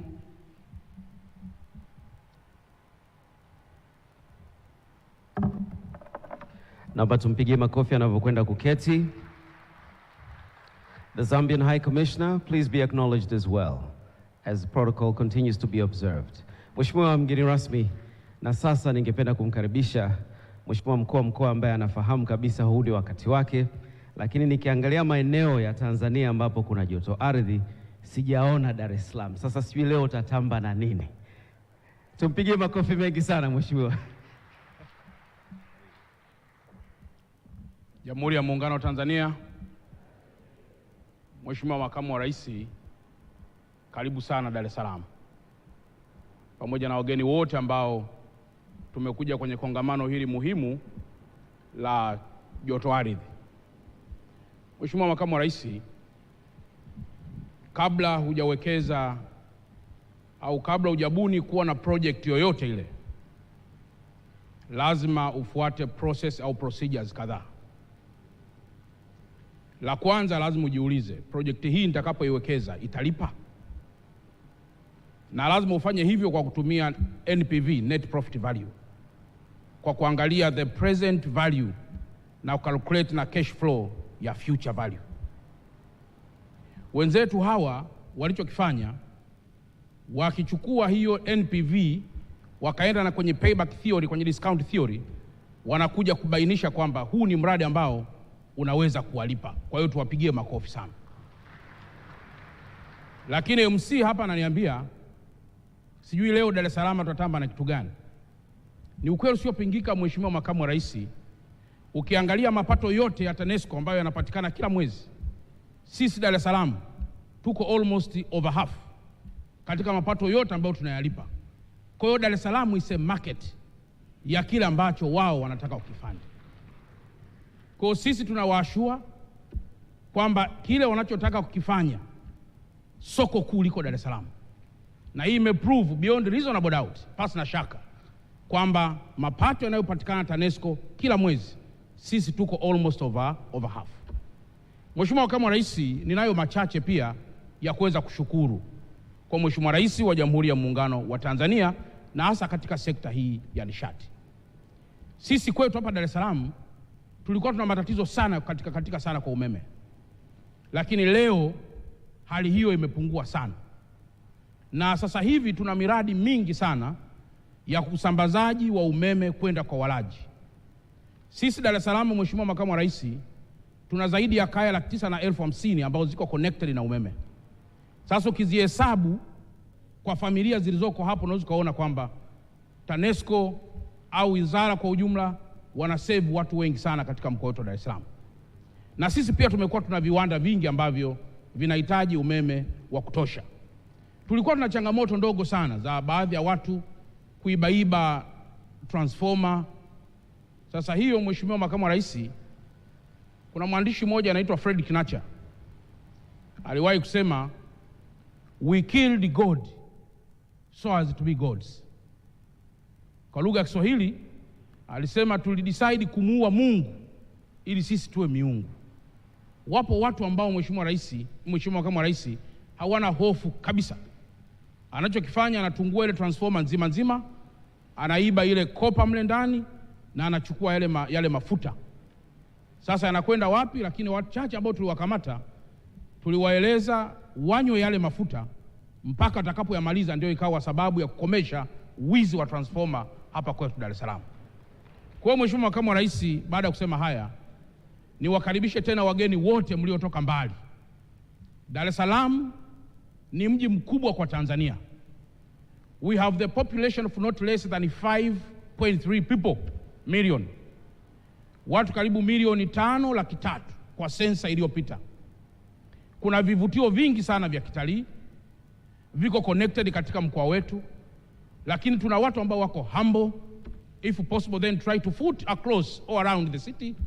Alafu hilo mnaweza kuliona kwamba tuna watu ambao kwa kweli ni wema na ambao tunawakaribisheni sana, na ikiwezekana basi muweze kutembelea pia na vivutio vingine vya kitalii ambavyo vipo Dar es Salaam, viko Zanzibar, viko Arusha, almost across the whole country, na sisi tunawakaribisheni kama mahost wenu, na kwamba feel free to be here and we thank you once more.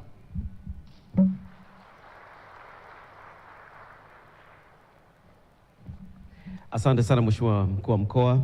Naomba pia nikutambue Naibu Waziri Ofisi ya Makamu wa Rais, Muungano na Mazingira, Mheshimiwa Hamza Hamis, naomba usimame tukupigie makofi.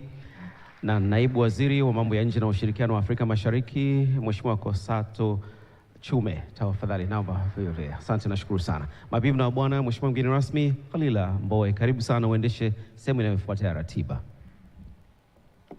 Asante sana Taji. Mabibi na mabwana, ladies and gentlemen, good afternoon, good morning. Once again, as introduced, kwa jina naitwa Khalila Mbowe. My name is Khalila Mbowe, and I will be co-emceeing together with Taji Leondi. Ladies and gentlemen, to proceed on, bring to the stage as we invite Honorable George Mwenisongole, MP from Mbozi constituency and representative of members of parliament from areas of geothermal resources in Tanzania. Makofi kwake, Honorable George Mwenisongole. Karibu sana mheshimiwa.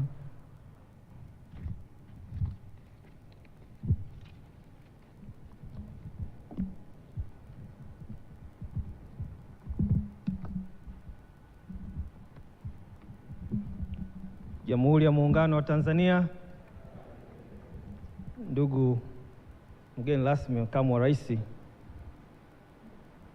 na ndugu viongozi wote, nisingependa kuchukua mengi kwa sababu mimi sio msemaji wa hii shughuli, lakini kipekee sisi kama wabunge ambao tunatoka kwenye haya maeneo yanazalisha nishati ya joto ardhi, kipekee tunapenda sana kumshukuru Mheshimiwa Rais wa Jamhuri ya Muungano wa Tanzania Dr. Suluhu Samia Hassan kwa kazi kubwa aliyoianzisha. Kiuhalisia, hii nishati itakapokuja kukamilika, Tanzania itaweza kuzalisha megawati 5,000 za umeme. Mahitaji ya nchi ni megawati 2,600. Sisi kama nchi, this will be a biggest achievement ambao tunaweza hata kutumia umeme kuuza kwa nchi za nje. Na tumeona kazi nzuri, kwa mfano pale Busokelo kwa Mheshimiwa Mwakibete. Tayari miundombinu, tafiti zimekwisha fanyika na miundombinu ishaweka. Pale tu Busokelo tutapata megawati 10. Lakini wametoka pale, sasa hivi wako Rungwe. Na naamini wakitoka Rungwe, ratiba inaonyesha watakuja kwangu Mbozi. Kwa hiyo sisi kama wabunge, hili jambo tumelipokea kwa mikono miwili na tuko tayari kutoa ushirikiano wa aina yoyote ule kwa serikali yetu kuhakikisha kwamba hili swala linafanikiwa kwa kiwango kinavyotakiwa. Lakini kipekee, Mheshimiwa mgeni rasmi, sisi kama wabunge ambacho tunaomba, maeneo ambayo umeme utaanza kuzalishwa, tungependa wananchi wa maeneo yale wapewe kipaumbele kupata umeme, kwa sababu haitajenga picha nzuri. Wananchi wanaona kuna mradi mkubwa wa umeme afu wao wanakosa umeme, unakwenda mahali pengine. Lakini kipekee vile vile, ombi jingine tungeomba kwamba corporate social responsibility za wawekezaji ambao watakuwa wanaweka, wahakikisha wananchi wale wanafaidika kwenye hayo maeneo. Na sisi kama wabunge tuko tayari kutoa elimu kwa wananchi wetu kuhakikisha wanatunza mazingira kwenye yale maeneo ili kuhakikisha kwamba hii nishati inaendeleza kuwa ya kudumu na itakaweza kupatikana kwa muda wote. Lakini mwisho, ndugu mgeni rasmi, mfikishie salamu Mheshimiwa Rais kwamba sisi wabunge wa maeneo haya tunatambua kazi na ugumu ulioko kwenye hizi maeneo, na tumekuwa wavumilivu kwa sababu tafiti zinazofanywa kwenye haya maeneo zinachukua muda mrefu sana. Kwa mfano, kwa ndugu yangu mbunge wa Meatu ananiambia ni zaidi ya miaka 6 bado anaendelea kutafiti, na sisi tumekuwa wavumilivu, hata tuisumbui serikali bungeni kuuliza maswali kwa sababu tuko pamoja na Mheshimiwa Rais, tunajua ugumu wa hii kazi. Kwa hiyo mpelekee salamu Mheshimiwa Rais, mwambie kwamba sisi kama wabunge tuko pamoja naye na tunamuombea katika majukumu yake ya kila siku. Kwa kusema hayo, niwashukuru sana na Mungu awabariki. Asanteni. Asante sana Mheshimiwa George Mwenisongole. Ladies and gentlemen, Mr. George Mwenisongole, Honorable Member of Parliament, basically what we were talking about is the fact that it is really important to make sure that when these, geothermal energy is actually produced, that energy goes to the areas where citizens need it the most. And of course, that is exactly what's happening in Tanzania. And ladies and gentlemen, now to follow through, we'd like to bring to the stage Member of Parliament for Kigoma Urban Constituency and Vice Chairperson of Energy and Minerals Parliamentary Committee, to the stage, a hand of applause, Honorable Kilumbe Ngonda. Karibu sana Mheshimiwa Kilumbe Ngonda. Tungependa kusikia kutoka kwako. Honorable Kilumbe Ngonda. Na wasalimu kwa jina la Jamhuri ya Muungano wa Tanzania.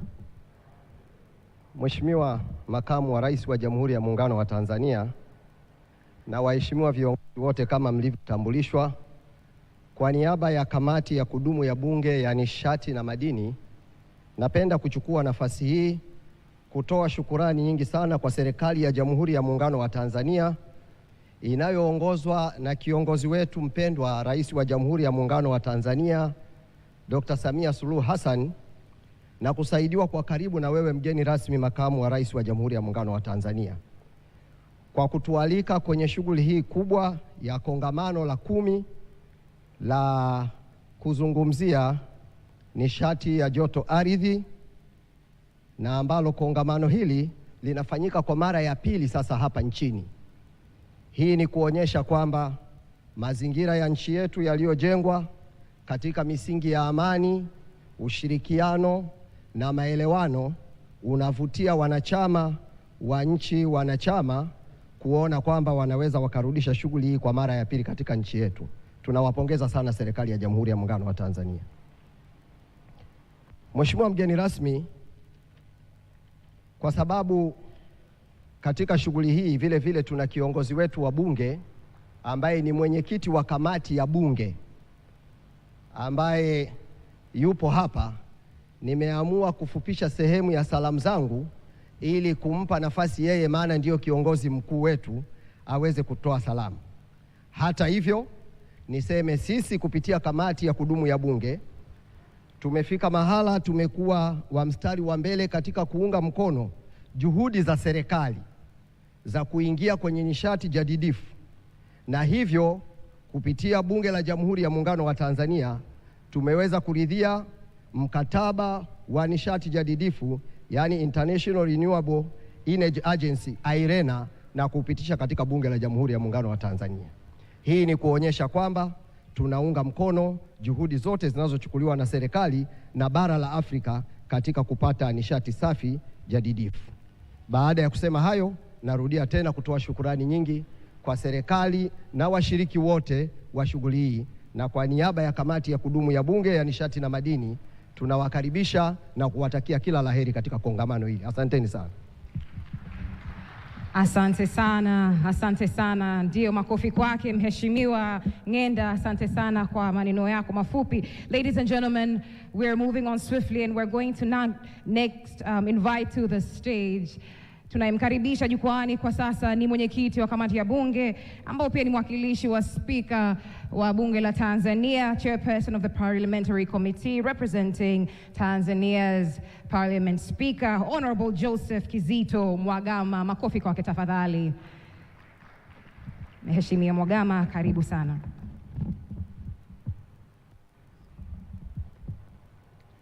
Mheshimiwa Dr.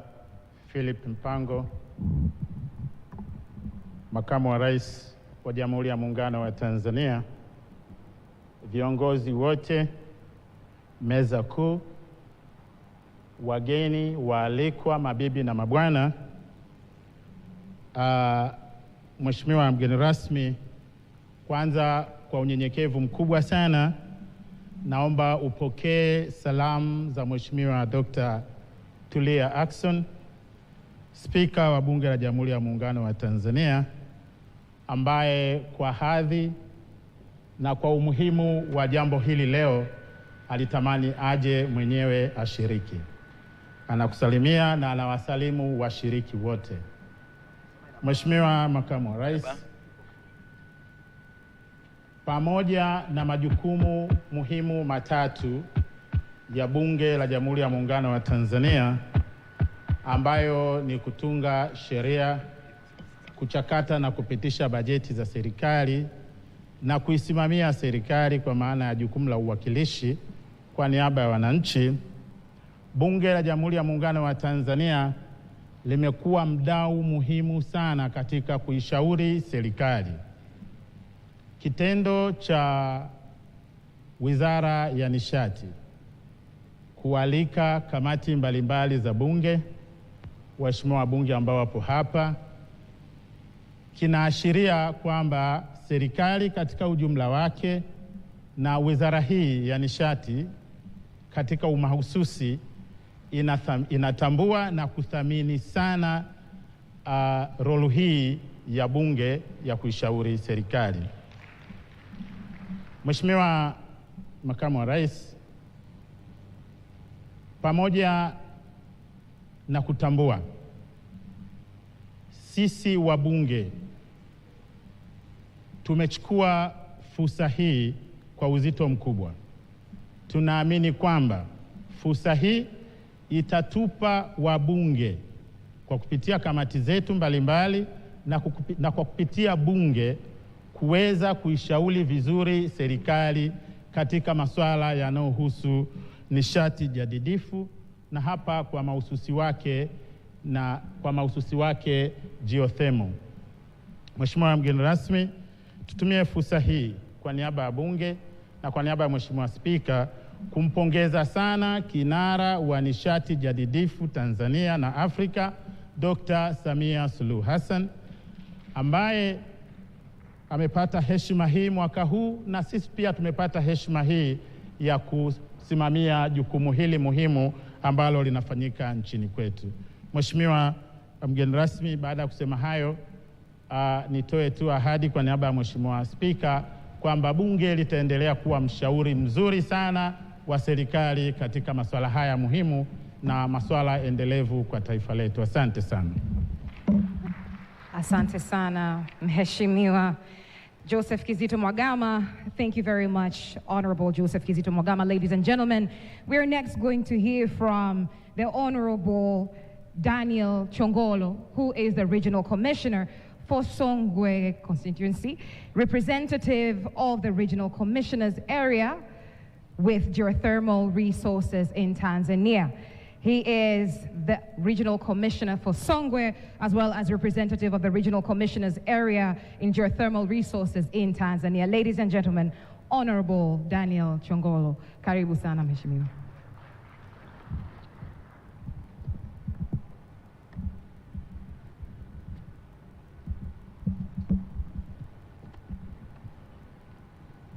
Mheshimiwa mgeni rasmi, makamu wetu wa rais wa Jamhuri ya Muungano wa Tanzania, viongozi wote, mabibi na mabwana, Jamhuri ya Muungano wa Tanzania. Mheshimiwa makamu wa rais, nami nianze kushukuru sana kwa fursa kwanza ya kualikwa kwenye kongamano hili muhimu na kubwa sana linalozungumzia masuala ya joto ardhi katika bara letu la Afrika. Na nishukuru pia kwa kupata fursa ya kuwawakilisha wenzangu wakuu wa mikoa ambao wana maeneo yanayozalisha joto ardhi ndani ya nchi yetu. Mheshimiwa makamu wa rais, sisi Songwe tuna eneo linaitwa Maji Moto na ndilo ambalo linazungumziwa kuwa sehemu ya maeneo ambayo yana fursa ya uzalishaji wa joto ardhi, ambayo ni bidhaa au rasilimali muhimu inayowekewa mipango kwa ajili ya kuzalisha umeme. Na kwetu matarajio, mradi ukitekelezwa tutapata zaidi ya megawati 4. Na kwa hiyo na sisi tutakuwa sehemu ya wadau muhimu tunaozalisha nishati kwa kutumia rasilimali safi isiyochafua mazingira. Mheshimiwa makamu wa rais, ametangulia kusema Mheshimiwa mbunge wetu wa Mbozi, sisi maeneo yote tuko tayari kwa ajili ya miradi hii. Na kwa upande wa mkoa wa Songwe, eneo hili ambalo linazalisha joto ardhi tayari lilishafanyiwa utafiti. Sasa hivi tunachosubiri ni kwenda kwenye hiyo awamu ya 3 ya uwekezaji wa uzalishaji wa nishati ya umeme.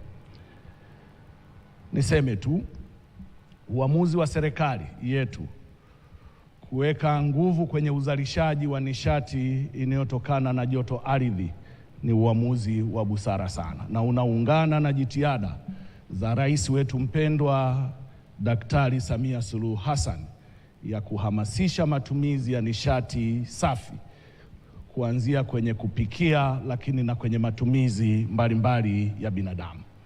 Lakini kubwa zaidi kwetu sisi, ukizalishwa mradi huu utasaidia sana kulinda misitu, kwa sababu kwanza itakuwa ni nishati inayozalishwa kwa bei nafuu, na hivyo kujielekeza kwenye kupunguza gharama ya matumizi kwa wananchi wetu, lakini kubwa zaidi kujiondosha kwenye matumizi kutumia nishati isiyo salama, hasa inayoweka msukumo wa uharibifu mkubwa wa mazingira yetu.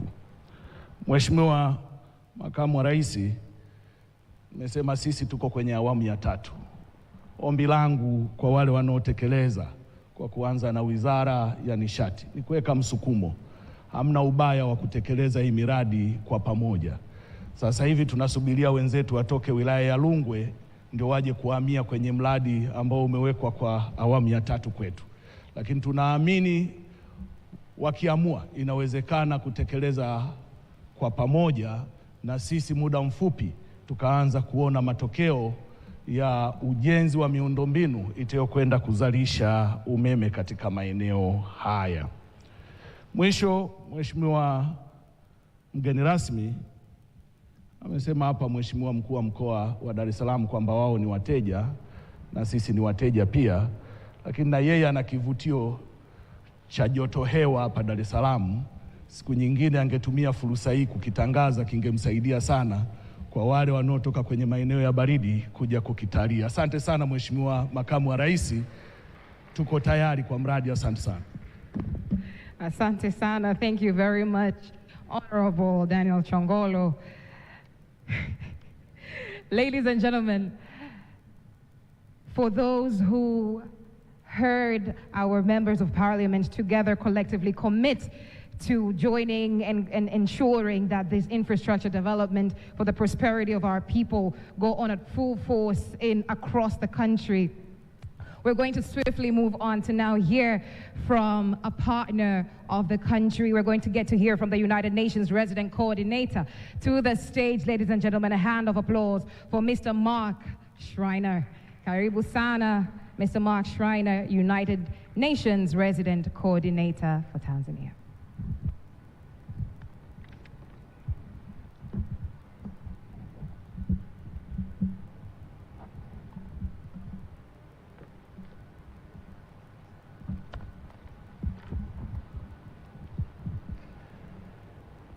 Mheshimiwa, Your Excellency, Dr. Philip Mpango, the Vice President of the United Republic of Tanzania and our guest of honor, honorable ministers of our host government, the United Republic of Tanzania, honorable ministers from across the continent, deputy ministers present, permanent secretaries present, our regional commissioner and host and other regional commissioners with us today, colleagues from the United Nations family, Your Excellencies, ambassadors present with us today, development partners, colleagues from the UN, distinguished participants, mabibi na mabwana, habari za mchana.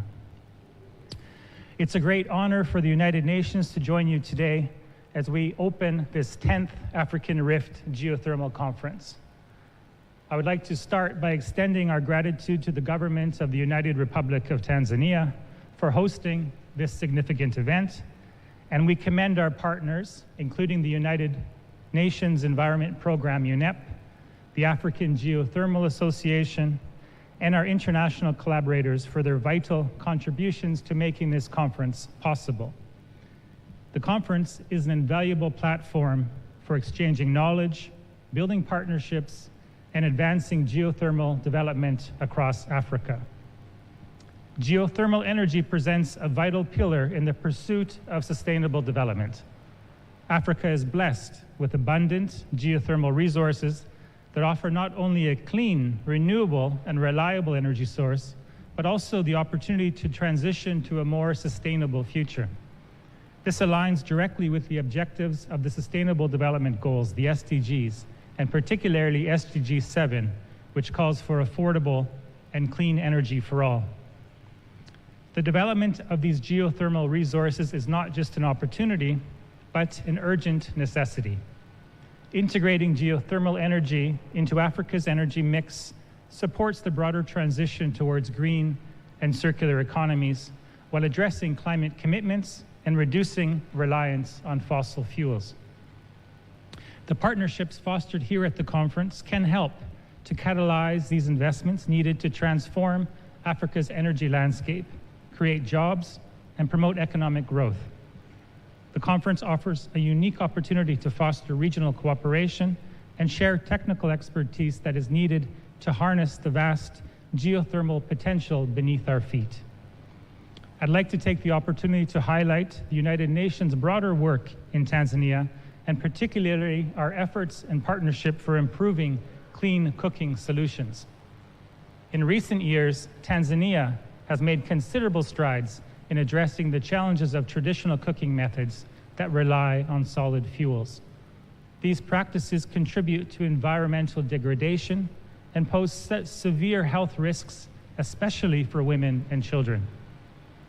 Through partnerships of the UN family, UNCDF, UNDP, UNEP, UNIDO, and other organizations, we're promoting affordable, efficient, and environmentally friendly cooking technologies, such as improved cook stoves and biogas systems. These initiatives not only improve health outcomes, but contribute to environmental preservation by reducing the pressure on local forests. These clean cooking initiatives align closely with the discussions that we're having here at the conference. Both geothermal development and clean cooking solutions are critical to building sustainable energy systems that promote environmental stewardship and economic opportunity. Nina Pomaliza, in closing, I urge each of us to make the most of the opportunities the conference presents. Let's engage actively with the exhibitors, showcasing innovative projects, and connect with the experts and the decision makers who are shaping the future of geothermal energy in Africa. Let's use this platform to drive forward our shared vision of a sustainable, prosperous future for the continent. Mheshimiwa, count on the continued partnership of the United Nations family in Tanzania. We wish everyone a fruitful and productive conference, and as the UN, look forward to the outcomes that will emerge from our collective efforts. Asanteni sana, thank you. Asante sana, Bwana Mark Schreiner. Thank you very much, Mr. Mark Schreiner. Ladies and gentlemen, naomba nitumpigie makofi anavyoshuka. Yes, thank you very much. Ladies and gentlemen, we are slowly but swiftly moving on with this 10th African Rift Geothermal Conference opening ceremony. And at this point, honorable guest of honor, we're going to get to hear from a very, very important partner in this entire conversation. Ladies and gentlemen, I'd like to now invite to the stage the representative of UNEP Africa office, Dr. Meseret Zemekun, who is also a champion for this whole conversation around geothermal in Africa. A massive round of applause to Dr. Meseret.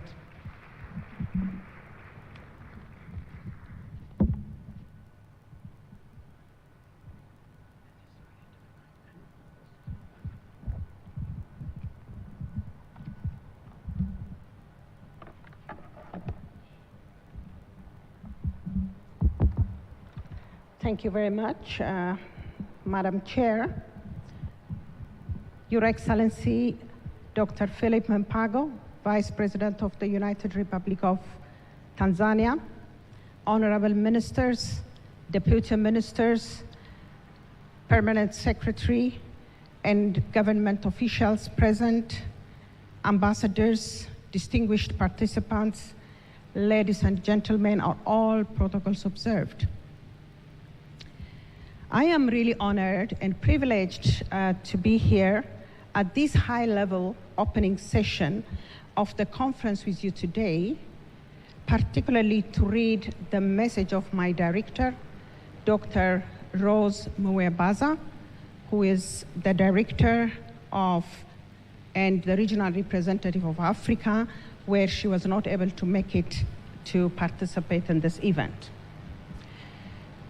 UNEP expresses its gratitude, particularly to the government of Tanzania, for its hosting and also organizing with us this important workshop, conference of the 10th African Geothermal Conference here in the beautiful Dar es Salaam, Tanzania. This ARGEO Biennial Conference aims to really further strengthen the collaboration among member states. The first 9 ARGEO conferences were held in different parts of the East Africa region, where Ethiopia is actually the first to host in 2006, and then followed by other countries like Kenya, Uganda, Tanzania, Rwanda, Djibouti, and now we have come back to the second time here in Tanzania. This 10th African Rift Geothermal Conference, which focuses mostly on the theme, accelerating development of geothermal resource in Africa, specifically for the just energy transition, for carbon markets and net zero emissions. This is actually exactly in line with my organization's UNEP medium-term strategy and program of work that is aligned to creating or resolving the triple interconnected crisis where the world, including our Africa, is really suffering from. So these interlinked processes are the climate stability, living in harmony with nature, and pollution-free planet and pollution-free African continent. It's in this context that UNEP uses this regional platform to respond, particularly responding to the continent's needs and expectations in the context of environmental and developmental policy and strategic processes. That is particularly through the alignment of the Global Development Agenda, which is the SDG 2030, and also the aspiration of the Africa Union Agenda 2063, the Africa we want. And also at country level, UNEP here in Tanzania has its own offices, headed by Ms. Clara here, and we work very closely with UN agencies under the leadership of the United Nations Resident Coordinator to respond to the country needs in the context of operationalization of the UN Sustainable Development. Excellencies and distinguished guests, energy use in our continent is underdeveloped. The statistics reveals even a worrying scenario year by year and day by day. We know that Africa has 13% of the global population, but yet our share is very low, where we have a consumption of less than 3% and the access to electricity is less than 30%.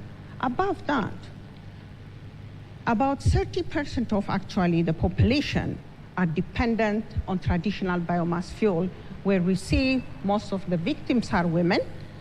And also actually this is not only the energy deficit that contributes to the economy, and actually it's also really affecting the resultant and widespread of the deforestation that contributes to the environment. But today, our gathering here today confirms the contrary, because you have heard from previous speakers, Africa endowed various renewable energy resources, hydro, wind, solar, geothermal, and others. Even in geothermal, we have only in the region, in the East Africa region, we have about 20 gigawatt. Even with advanced technology, we will have more. And today, with this potential, we have never used. Where we are is now in Kenya, having about 1,000 megawatt of electricity. This really reads a political shift, a paradigm shift for Africans to really use these indigenous resources.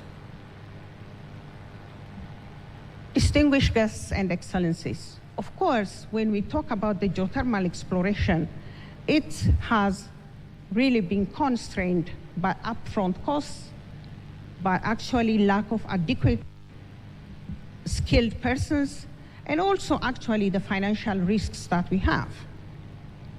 The adoption of a comprehensive regional strategy was found to be a better solution for us coming here together. It is in this context that UNEP is here, that having and leading such the African Rift Geothermal Conference since 2011. I'm glad to inform you that the UNEP ARJO program or project, funded by Global Environmental Facility and partnered with ICIDA, USAID, Italian Development Corporation, and also more others from Germany. The UNEP footprint in these countries are enormous.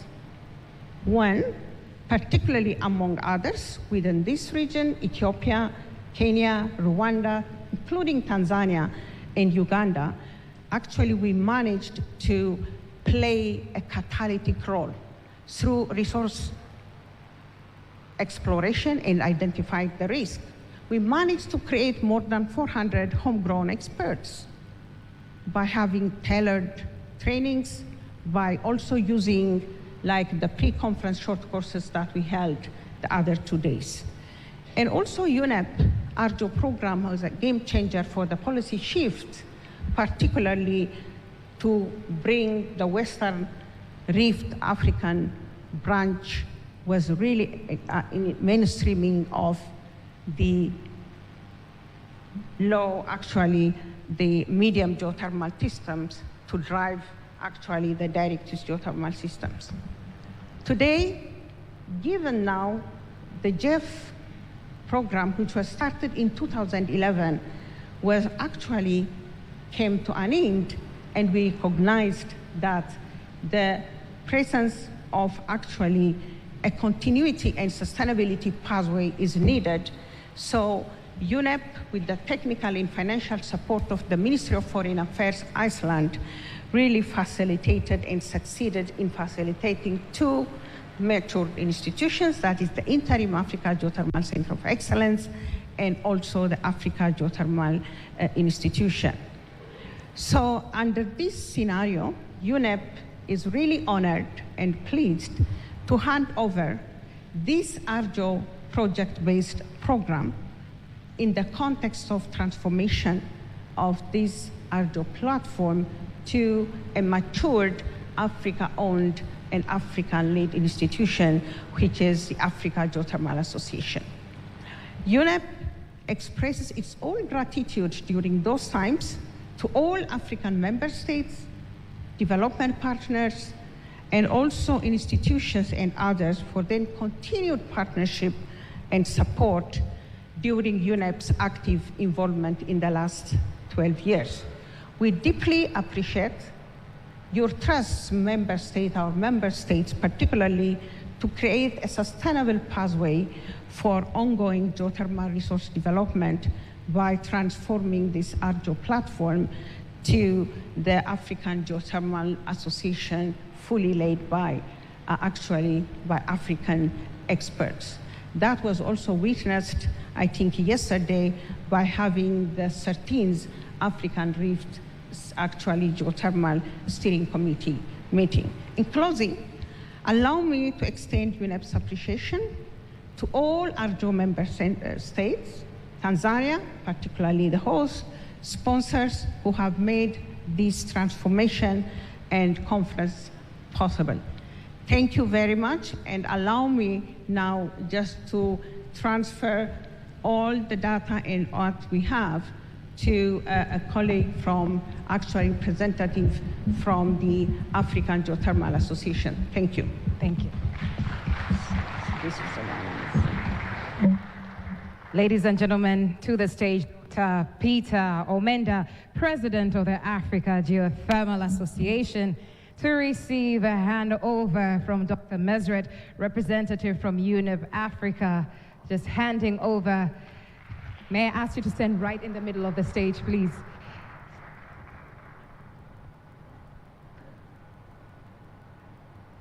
This is a momentous occasion. A hearty round of applause, ladies and gentlemen. This is an incredible step for the entire geothermal conversation in Africa. Dr. Peter Omenda, we will now hear from you. Ladies and gentlemen, President of Africa Geothermal Association. Your Excellency, the Vice President of the United Republic of Tanzania, Dr. Philip Mpango, the ministers present, ambassadors present, the PSS, the MPs present, the UN family, AUC, and delegates, good morning. It is with great pleasure and that we receive the honor from UNEP to take over the huge task that they've done the last 13 years.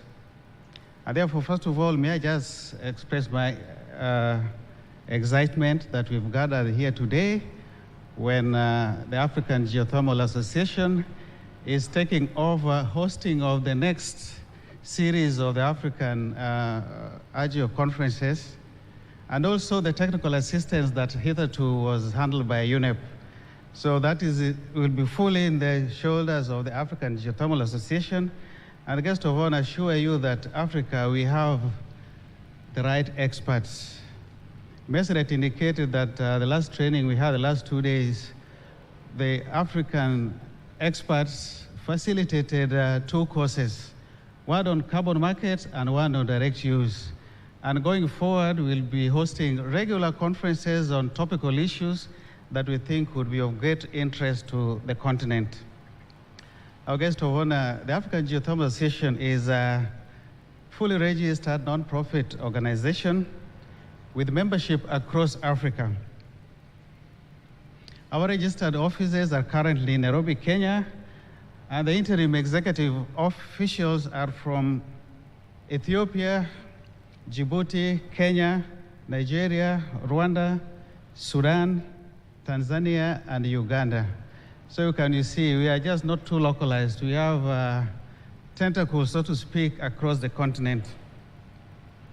Over the years, the African Geothermal Association has evolved into a resilient and dedicated organization focused on promotion and development of Africa's geothermal resources, which are abundant, as has been mentioned, but largely untapped. I know in the next series, we'll hear that Africa has less than 1,000 megawatts installed, and yet the potential is more than 20,000 megawatts. We've taken up this as the association to try to promote using our government and our experts to make a change going forward.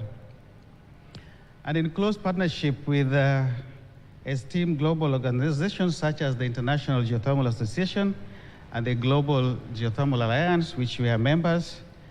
So our African Geothermal Association proudly promotes the entire spectrum of geothermal field development. And as been mentioned, we don't want to focus on electricity alone. We want to utilize the full spectrum or holistic development of geothermal resources that we know is abundant in the continent so that we can make the right change. The African Rift Geothermal Development Facility was facilitated by UNEP and played a pivotal role, as been indicated, in advancing geothermal initiatives across many countries, mostly in East and Africa. We greatly acknowledge UNEP's commitment and dedication that in supporting countries during the last 13 years. And we recognize that countries that are at various stages of development. Some countries are fairly advanced, others are the initial stages. And as AGA, we commit that we do not want to leave any country in Africa. We want to use our technical assistance programs to go to all countries that have geothermal potential so that we ensure that we create awareness and we catalyze initial development of geothermal in those areas. We are fully prepared to take on the responsibilities that have been bestowed on us by UNEP. We are dedicated to building a valuable legacy under the AGIO program. Our biannual AGIO conferences will continue, and we hope that we'll make it even bigger than this one we have here. And our guest of honor, this is one of the best AGIO conferences that we have, and we congratulate the organizers and the government of Tanzania for this. To realize the vision and the huge role that has been bestowed on us by UNEP, we request for continued support from development partners, some of whom are in the gathering here, so that we can all promote growth of geothermal in the continent. And that would also help us achieve the Africa Agenda 2063. We extend an open invitation to individuals, companies, organizations to join African Geothermal Association so that we can all work together to achieve the targets and also support the communities with the geothermal development. Unfortunately, most of these communities are sometimes the poorest around, and yet they have huge resources. Our focus as African Geothermal Association, using mainly local experts, will try to make a change in this so that the communities with the geothermal resources can also feel that they are part of the growth agenda in all the countries. So let us take action through partnerships, membership, and at this juncture, I want to welcome you all to register as members so that from next week we move on, we start working on the programs that we want to achieve. We want to go to all countries that don't have geothermal yet, as I've indicated, and we can only do this if we all join together and support the association with our technical expertise and financial support for members and even our donor community. And therefore, last but not least, our chief guest, we'd love to once more thank the government of Tanzania for hosting this great event. Thank you very much. Thank you very much, Dr. Peter Omenda, President of the Africa Geothermal Association. Ladies and gentlemen, I'd like to take note of a point that Dr. Omenda, you did mention that this is the best Africa Rift Geothermal Conference you have attended. Jamani, Jamhuri ya Muungano wa Tanzania?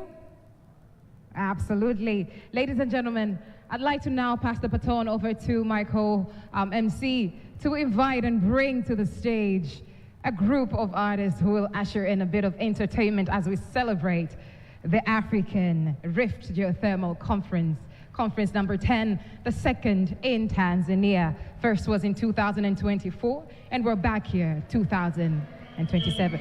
Makofi, mabibi na mabwana. Uzuri wa jukwaa ni utambe jukwaa zima. Mabibi na mabwana, naomba niwakaribishe kikundi hiki cha Mganda. Sijui kama wewe unakufahamu Southern Highlands za Tanzania. Nyanda za juu kusini, mabibi na mabwana. For those who are probably Malawian and Zambian, you will say, oh, we are back home. Lakini hapana. You're right within Tanzania and Njombe. Are you ready for the spectacle? Tupo tayari mabibi na bwana? Tupo tayari. Tupo tayari. Tupo tayari, Taji. Piga makofi. Please put your hands together, tafadhali.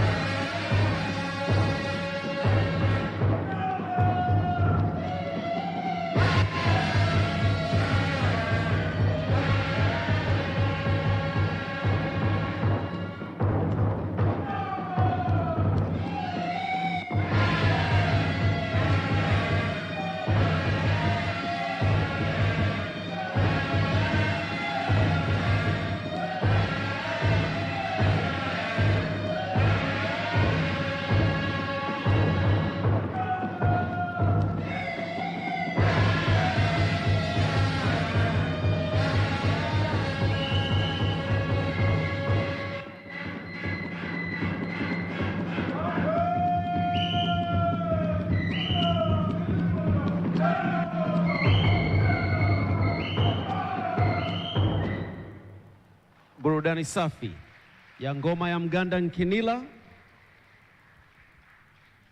Naomba mtoke kisanii tafadhali.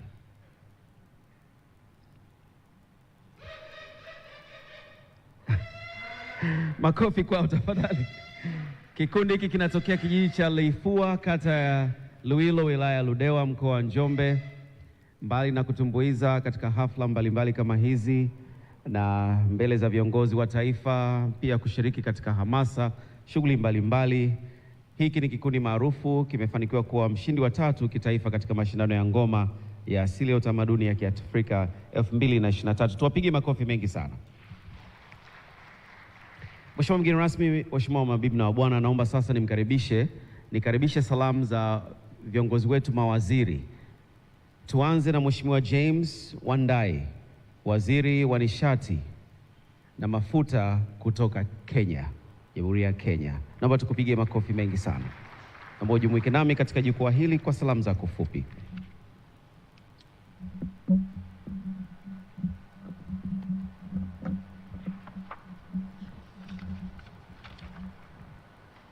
Your Excellency, Honorable Dr. Philip Isidore Mpango, the Vice President of the United Republic of Tanzania, Your Excellencies, honorable guests, ladies and gentlemen, I am honored to be invited to attend the 10th Africa Rift Geothermal Conference, which is being held in this beautiful facility in Dar es Salaam. I am grateful to the government of the United Republic of Tanzania for hosting this important event, and to the United Nations Environment Program for its work over the years to promote and support the development of geothermal resources in Africa. I also wish to take this opportunity to congratulate the African Geothermal Association for the commendable progress it has made in its readiness to take the mantle to continue implementing the African Rift Geothermal Program. We all appreciate that geothermal energy, being renewable and with its diverse uses, is the way to go for Africa, and more so for the countries located along the African Rift. In Kenya, we have seen the immense benefits of utilizing geothermal resources that are now contributing more than 45% of our electricity generation capacity.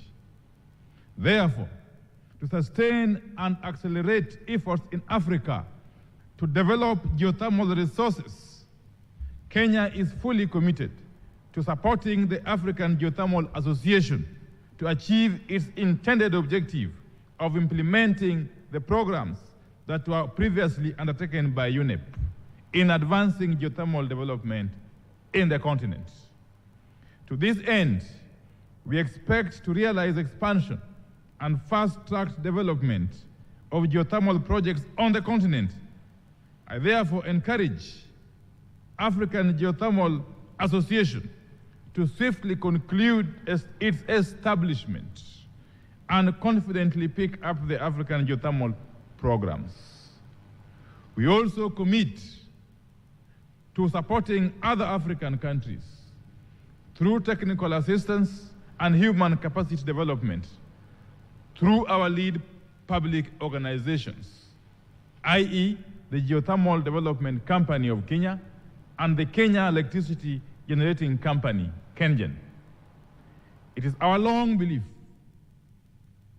that the holistic development of geothermal resources in Africa is a key socioeconomic transformation driver that will address challenges about high unemployment rates and suppressed economies for rural populations through geothermally driven agribusiness, tourism, and green industries. So thank you very much, and may God bless you. Thank you.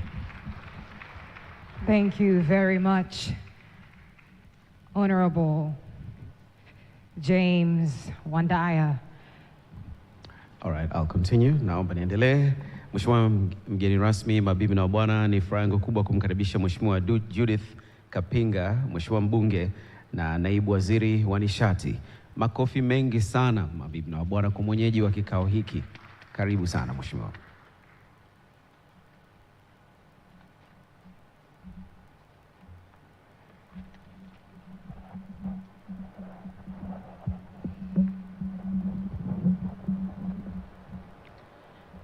Your Excellency, Dr. Philip Isdor Mpango, Vice President of the United Republic of Tanzania, Honorable Ministers and Deputy Ministers here in present, Dar es Salaam Regional Commissioner, Permanent Secretary for Ministry of Energy and other Permanent Secretaries and Deputy Permanent Secretaries, the UN Resident Coordinator in Tanzania, CEO of UNEP, representatives from International Geothermal Association, African Geothermal Association, and the African Union, honorable members of parliament, chairpersons of Board of Directors for TANESCO and TGDC, distinguished guests and delegates, ladies and gentlemen, Jamhuri ya Muungano wa Tanzania. Your Excellency, allow me first to convey greetings from Honorable Dr. Doto Mashaka Biteko, the Deputy Prime Minister of the United Republic of Tanzania and Minister of Energy, who due to other duties couldn't be with us here today. However, he's offering his kind regards. I'm privileged to stand before you today at the 10th African Rift Geothermal Conference that is intended, among other things, to address critical issues for the future of African continent energy landscape. I wish to extend gratitude to Her Excellency Dr. Samia Suluhu Hassan, the President of the United Republic of Tanzania, for her steadfast commitment to advancing our country's energy sector. Her leadership provides us with the vision and drive needed to realize sustainable energy solutions. I would also like to thank you, Honorable Guest of Honor, for agreeing to grace this important event today. Your Excellency, geothermal energy holds great potential as a region-specific resource, but when harnessed and introduced into a specific national grid, it benefits are distributed equitably across, addressing the spatial inequalities in energy access that mirror broader economic disparities. By contributing to a more balanced energy distribution, geothermal energy plays a vital role in addressing the spatial dimensions of growth, enable more citizens to participate in and benefit from national development. Thus, because of this importance, I anticipate that this gathering will not only provide valuable insights, but also suggest practical solutions to offset the limiting factors that currently hinder geothermal development. Our challenge is to ensure limitations are balanced by the economic benefits that geothermal energy can unlock, both for Tanzania and for Africa as a whole. While much has been said by the distinguished previous speakers, allow me to emphasize a few points. I want to acknowledge the transformative role that electricity plays in Tanzania's development. Expanding access to electricity is not merely a technical achievement, it is a foundation for economic growth, poverty reduction, and improved livelihoods. Geothermal energy is poised to be a significant part of Tanzania's energy mix. By 2044, we anticipate generating 995 megawatts from geothermal sources, which will account for approximately 4.93% of our total installed capacity. This will be a vital addition to our national grid, contributing to energy security and sustainability. With these efforts that we anticipate, Your Excellency, whenever it pleases you, we welcome you to visit our areas with geothermal resources. We will be pleased to host you. Your Excellency, the theme of this year's conference is accelerating the development of geothermal resources in Africa for just energy transition, carbon markets, and net zero emissions. It aligns perfectly with Tanzania's goal for sustainable energy and climate action. It also supports global efforts towards achieving the United Nations Sustainable Development Goals, particularly SDG 7, as the UN Resident Coordinator has outlined earlier.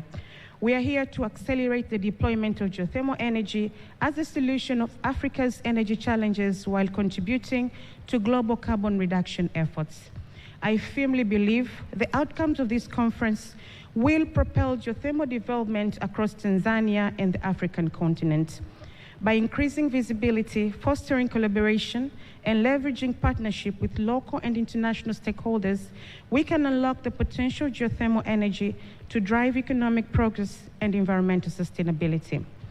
Ladies and gentlemen, I would like to thank the organizers, sponsors, exhibitors, and researchers for your contributions in making this conference possible, and all invitees for participating in this important gathering.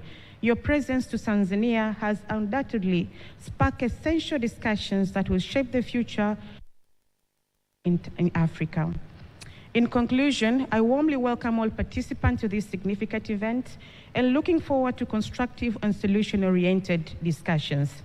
Finally, I extend an open invitation to all of you visiting Tanzania that you get time to know the beauty of our country. If you take time to visit, there are countless places. Please take time to experience unforgettable experience, from the breathtaking views of Mount Kilimanjaro to the rich wildlife in Serengeti and Ngorongoro National Parks, without forgetting the clean seashores of Zanzibar Island. I welcome you to also explore our beautiful country. With that being said, again, on behalf of the Deputy Prime Minister and Minister of Energy, I thank you, Your Excellence, for joining us and agreeing to grace this event today. And Your Excellence, if it pleases you, allow us later to present a gesture of appreciation as a memory of attendance to the 10th African Rift Geothermal Conference. We hope this gift, Your Excellence, shall demonstrate geothermal manifestations found in 16 regions in our country. As you're already aware, Tanzania is transformed by 2 branches of the East African Rift system, and geothermal manifestations in Tanzania are distributed in 5 zones. So it is our hope that this gesture will remind you of the richness of these resources available in our country. Your Excellence and ladies and gentlemen, thank you all for listening. Asanteni sana. Thank you very much, Honorable Judith Kapinga, Deputy Minister of Energy. Ladies and gentlemen, another hand of applause to her, tafadhali. Mabibi na mabwana, ladies and gentlemen, we're next going to hear from Honorable Shaibu Kaduara, who is the Minister for Water, Energy and Minerals, Zanzibar. Honorable Minister of Water, Energy and Minerals, Zanzibar, Honorable Shaibu Kaduara. Karibu sana mheshimiwa. Makofi kwake tafadhali, a hand of applause.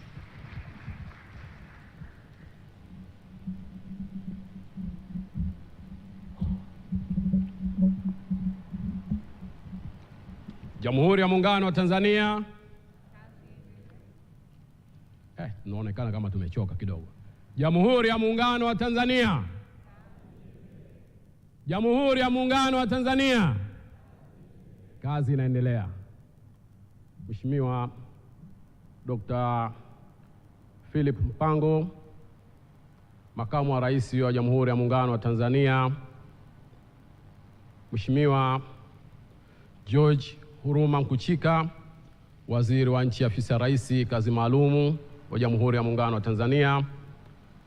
Waheshimiwa mawaziri, Mheshimiwa Judith Kapinga, Waziri wa Nishati wa Jamhuri ya Muungano wa Tanzania, manaibu wa mawaziri mliopo hapa,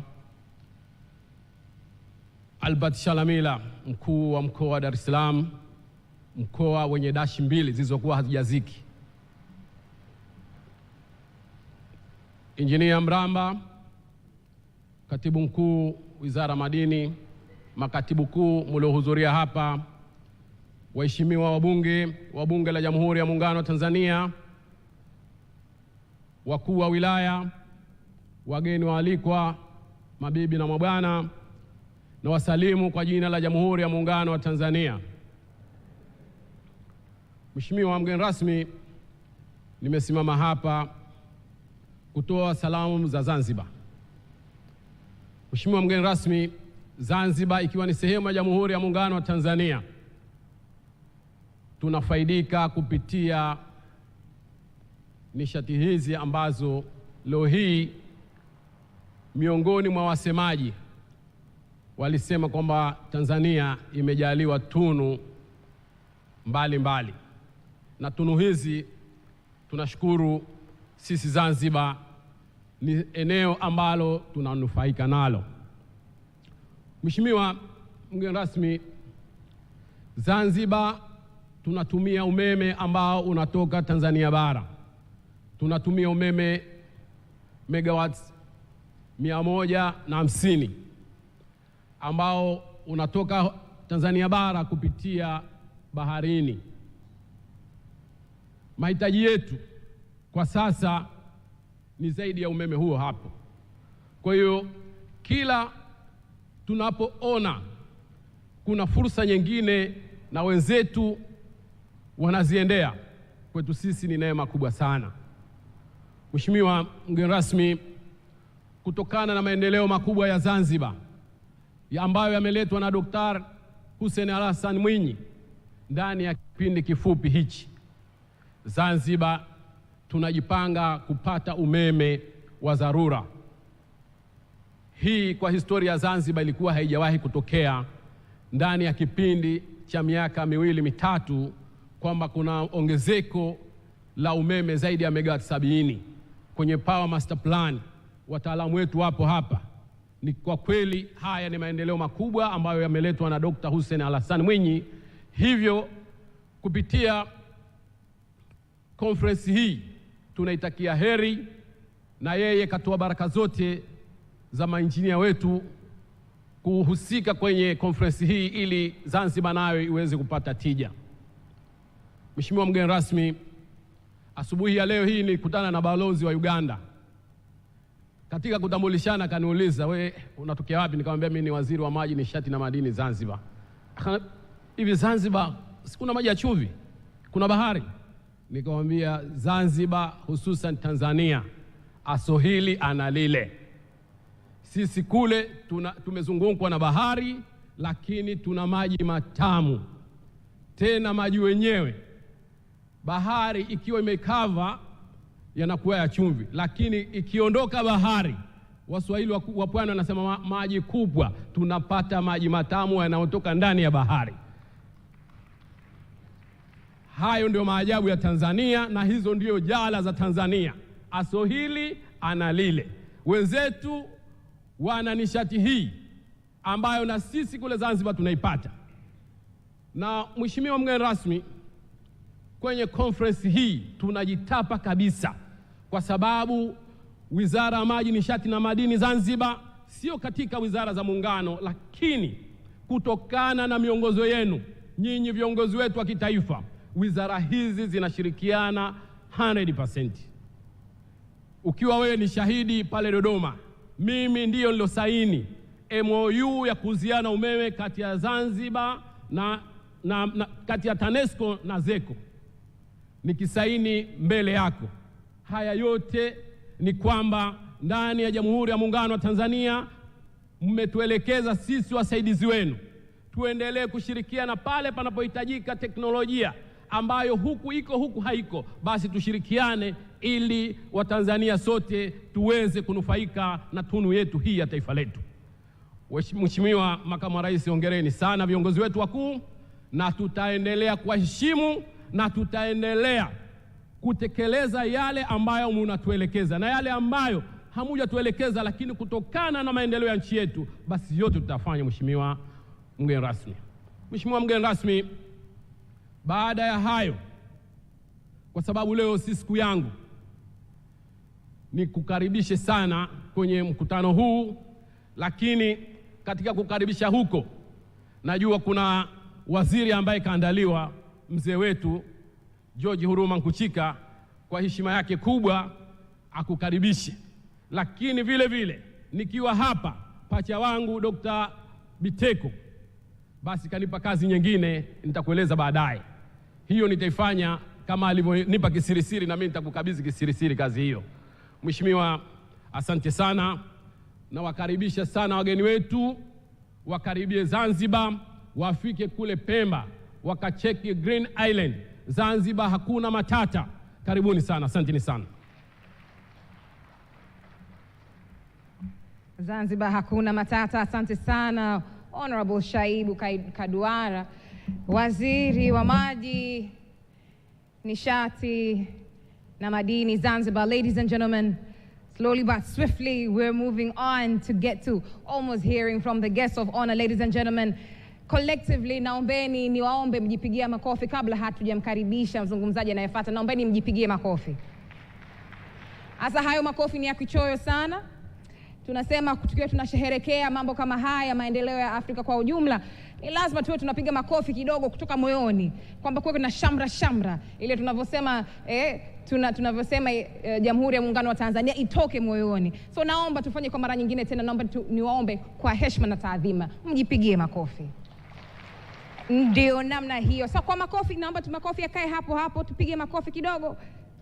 Yes, ladies and gentlemen, with that hand of applause, I'd like to bring to the stage Honorable Captain George Mkuchika, who is the Minister of State at the President's Office, to welcome, give us a speech, but also welcome the guests of honor. Ladies and gentlemen, a hearty round of applause to Honorable Captain Mkuchika.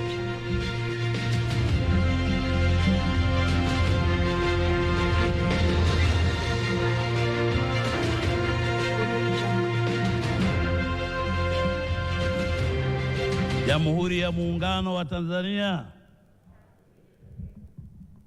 Mheshimiwa Makamu wa Rais wa Jamhuri ya Muungano wa Tanzania Dr. Philip Isidori Mpango, waheshimiwa mawaziri wa Serikali ya Mapinduzi Zanzibar mliopo hapa, mawaziri, naibu mawaziri, mawaziri wa Jamhuri ya Muungano wa Tanzania, waheshimiwa mabalozi wa nchi mbalimbali. Katika grupu la mawaziri ni pamoja na ndugu yangu wa Kenya, jirani yetu. Waheshimiwa mabalozi mnawakilisha nchi mbalimbali mliopo hapa. Waheshimiwa wawakilishi wa vyombo vya Umoja wa Mataifa ambavyo tunafanya kazi pamoja, na tumefurahi kuwasikiliza hapa. Mmetuahidi mtaendelea kushirikiana na sisi katika kutafuta maendeleo. Makatibu wakuu wa wizara, watendaji wakuu wa vyombo mbalimbali, viongozi wa chombo hiki, jumuiya hii ya nchi za Kiafrika inalojishughulisha kupunguza tatizo la uhaba wa umeme katika bara letu la Afrika. Mheshimiwa mwenyeji wetu mkuu wa mkoa wa Dar es Salaam, ambaye nimeambiwa unasubiri kwa hamu umeme kutoka Songwe, ndivyo alivyoahidi mkuu wa mkoa mwenzio, lakini hata Mtwara na sehemu zingine, Kigoma, tunasubiri muingize national grid, basi tatizo hili la umeme lipate kupungua katika nchi yetu. Sitaki kuendelea kutaja, nimalizie wanavyosema wenzetu kwamba tu itifaki imezingatiwa. Kisha sema itifaki imezingatiwa, hata wale hukuwataja wameshakusamehe. Mheshimiwa Makamu wa Rais, mimi nimepewa kazi hapa ya kukukaribisha wewe uongee. Jambo la kwanza nichukue nafasi hii kukushukuru kwa niaba ya wizara inayoongozwa na naibu waziri mkuu kwa kukubali mwaliko wao. Sisi mawaziri wako tunajua una kazi nyingi, ndio maana hata tukitaka kukupata booking yake tunafanya hata miezi miwili kabla. Kwa hiyo tunashukuru sana kukubali kuja katika kufungua mkutano wetu. Nataka nichukue nafasi hii kuwashukuru wajumbe na wageni wetu kutoka nchi mbalimbali mliokuja katika mkutano huu. Sisi Tanzania tuna historia ya kupenda uafrika wetu, ya kupenda bara letu la Afrika.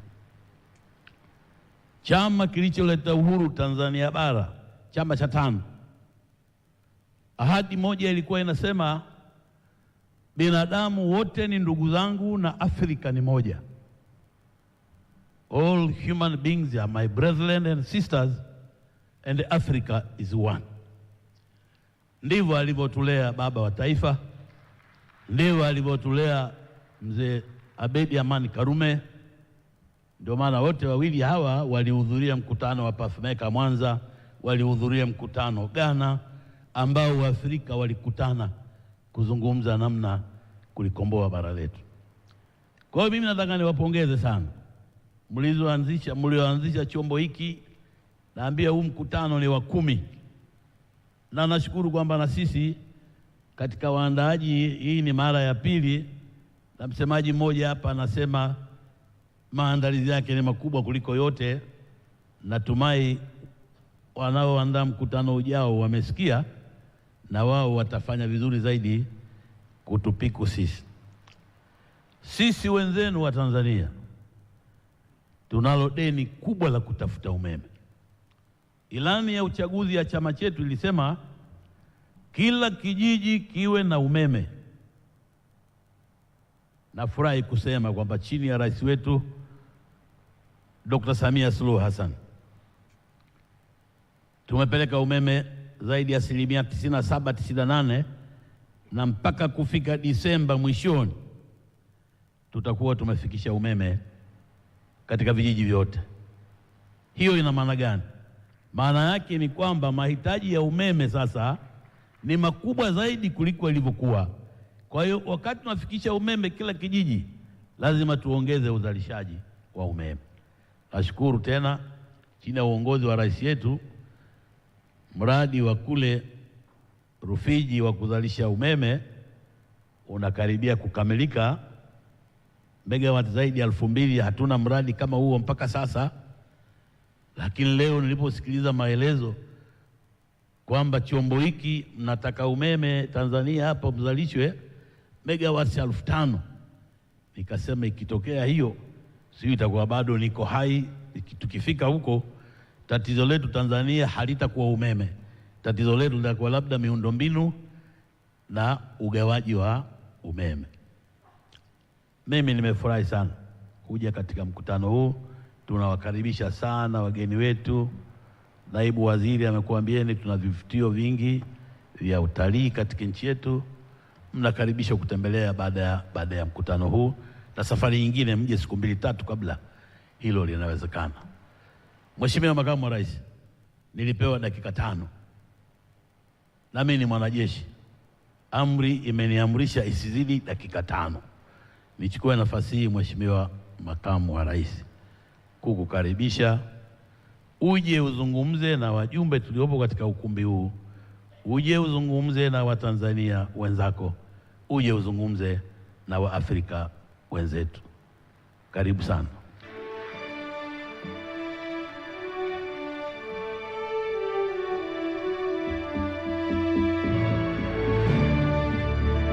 Mheshimiwa mgeni rasmi, unavyokaribia jukwaa la kuhutubia, na pale ambapo utakamilisha tutakuomba ubaki katika jukwaa kuu ili tuweze kuwa na matukio ya utoaji zawadi, na pia baada ya hapo upigaji picha. Tupige makofi mengi sana kwake mgeni wetu rasmi. Karibu kwa hotuba. You may be seated, please.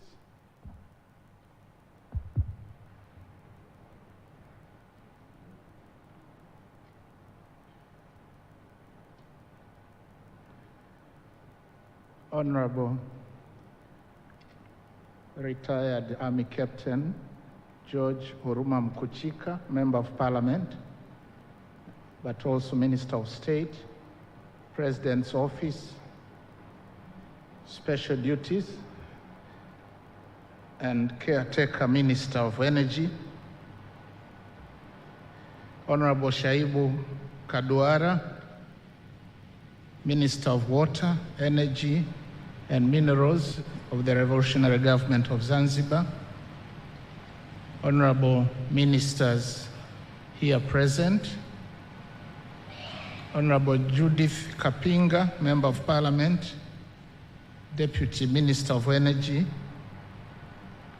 all other Deputy Ministers present, Honorable Albert Chalamila, Dar es Salaam Regional Commissioner, Excellencies, ladies and gentlemen, all protocols observed. Good afternoon. It is indeed an honor and privilege for me to stand in for Her Excellency Dr. Samia Suluhu Hassan, President of the United Republic of Tanzania, to preside over the official opening of the 10th African Rift Geothermal Conference. I wish to extend a proudly Tanzanian welcome to all delegates. Karibuni sana.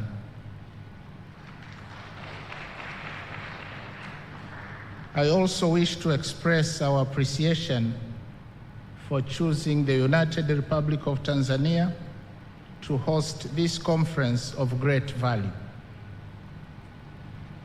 Excellencies and distinguished delegates, this conference, which goes under the theme Accelerating the Development of Geothermal Resources in Africa for a just transition, carbon markets, and net zero emissions, has come at an opportune time when the world is facing a critical shortage of energy supply, as well as soaring cost of fossil fuels. The projection for global electricity demand are at 6% or 2,200 terawatt hours by 2035. And this is from the World Energy Outlook of 2024, which is an indication of a looming global energy shortage.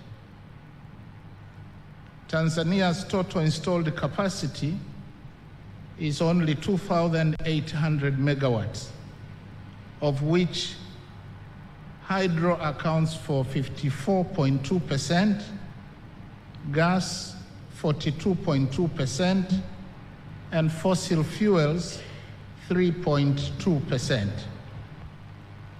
However, there has been a number of years where droughts led to shortfalls in electricity supply, and the country had to rely on thermal and gas for generation of electricity.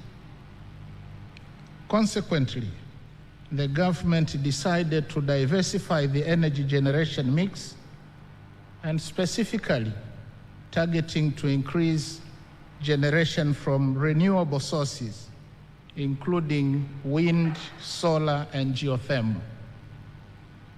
The target is to increase the generation capacity to over 5,000 megawatts by 2030, with particular emphasis on increased renewable energy, notably geothermal, which, as we have already heard, has a potential of generating 5,000 megawatts. As opposed to fossil fuels, which lead to high CO2 emissions, geothermal energy is a clear and sustainable source and has the potential to significantly reduce our dependency on hydrocarbons. And in that regard, the government of Tanzania decided to accelerate the development and utilization of geothermal energy in July 2014 by establishing the Tanzania Geothermal Development Company, which was mandated to oversee geothermal development in the country and thereby enhance energy security, expand energy access, while at the same time protecting the environment. In its mandate, the TGDC has trained its personnel and entered into memorandum of understanding with the University of Dar es Salaam, University of Dodoma, and Mbeya University of Science and Technology to collaborate in teaching geothermal subjects. Excellencies and distinguished participants, as of now, Tanzania has completed the initial stages of exploration of geothermal resources in 5 sites along the Rift Valley and has started drilling at one of the sites located at Lake Ngozi in the western arm of the rift to confirm availability. But also, surface exploration is being carried out in our flagship projects, namely Kiejo-Mbaka, Luhoi, and Natron. Similarly, other remarkable geothermal milestones include the training of an increased number of Tanzanians with geothermal expertise and procurement of a drilling rig. We are thankful for the financial and technical support extended to us by development partners, including JICA, the United Nations University Geothermal Training Program, Ministry of Foreign Affairs, Ireland, and the Icelandic International Development Agency, as well as UNEP. Distinguished delegates, the quest to accelerate development of geothermal resources in our continent for a just energy transition, carbon markets, and net zero emissions indeed justifies our presence here to deliberate on this subject and consequently help our governments to make sound, informed decisions towards improvement of policies and strategies in that regard. Pursuit of a just energy transition is motivated by the need to ensure energy security and access to all, as well as adoption of appropriate technologies and resources to empower our people, and especially the youth, to harness renewable energy. In this regard, learning from countries like neighboring Kenya that have already invested in the production of geothermal energy, it is evident that there are many more potential uses of this resource, and especially for countries which are still dominated by the agricultural sector. And these include drying grains, pasteurizing milk, cooling greenhouses, powering hatcheries, tourism, recreational, and food security in general. Geothermal also offers an opportunity to increase energy security, as it is not amenable to fluctuations as it is for water, wind, and solar. Distinguished participants, before winding up my remarks, allow me to propose to this August Assembly the following issues for consideration in your subsequent discourse. First, one clear lesson which we can draw from Tanzania's experience is that there are very high initial costs associated with geothermal development, which pose as a formidable barrier to expediting exploration and utilization of geothermal resources in many of our countries. Consequently, I think what is required of us in Africa is cooperation and coordinated efforts in exploration, as well as in soliciting the needed investment to realize this potential. Thus, we call upon the ARGO member states to devise and undertake regional exploration programs.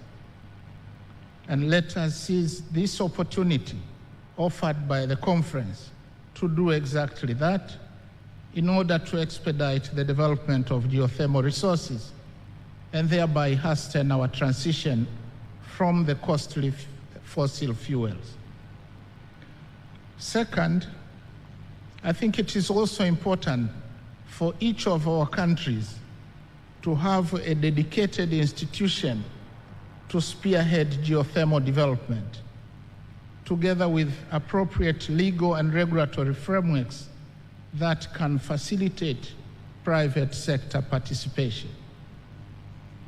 Third, we propose that ARGO countries should consider having a regular and structured dialogue with the multilateral development banks like the African Development Bank or the Asian Infrastructure Development Bank, specifically to de-risk energy efficiency financing and thereby make private investment in exploration of geothermal resources more attractive.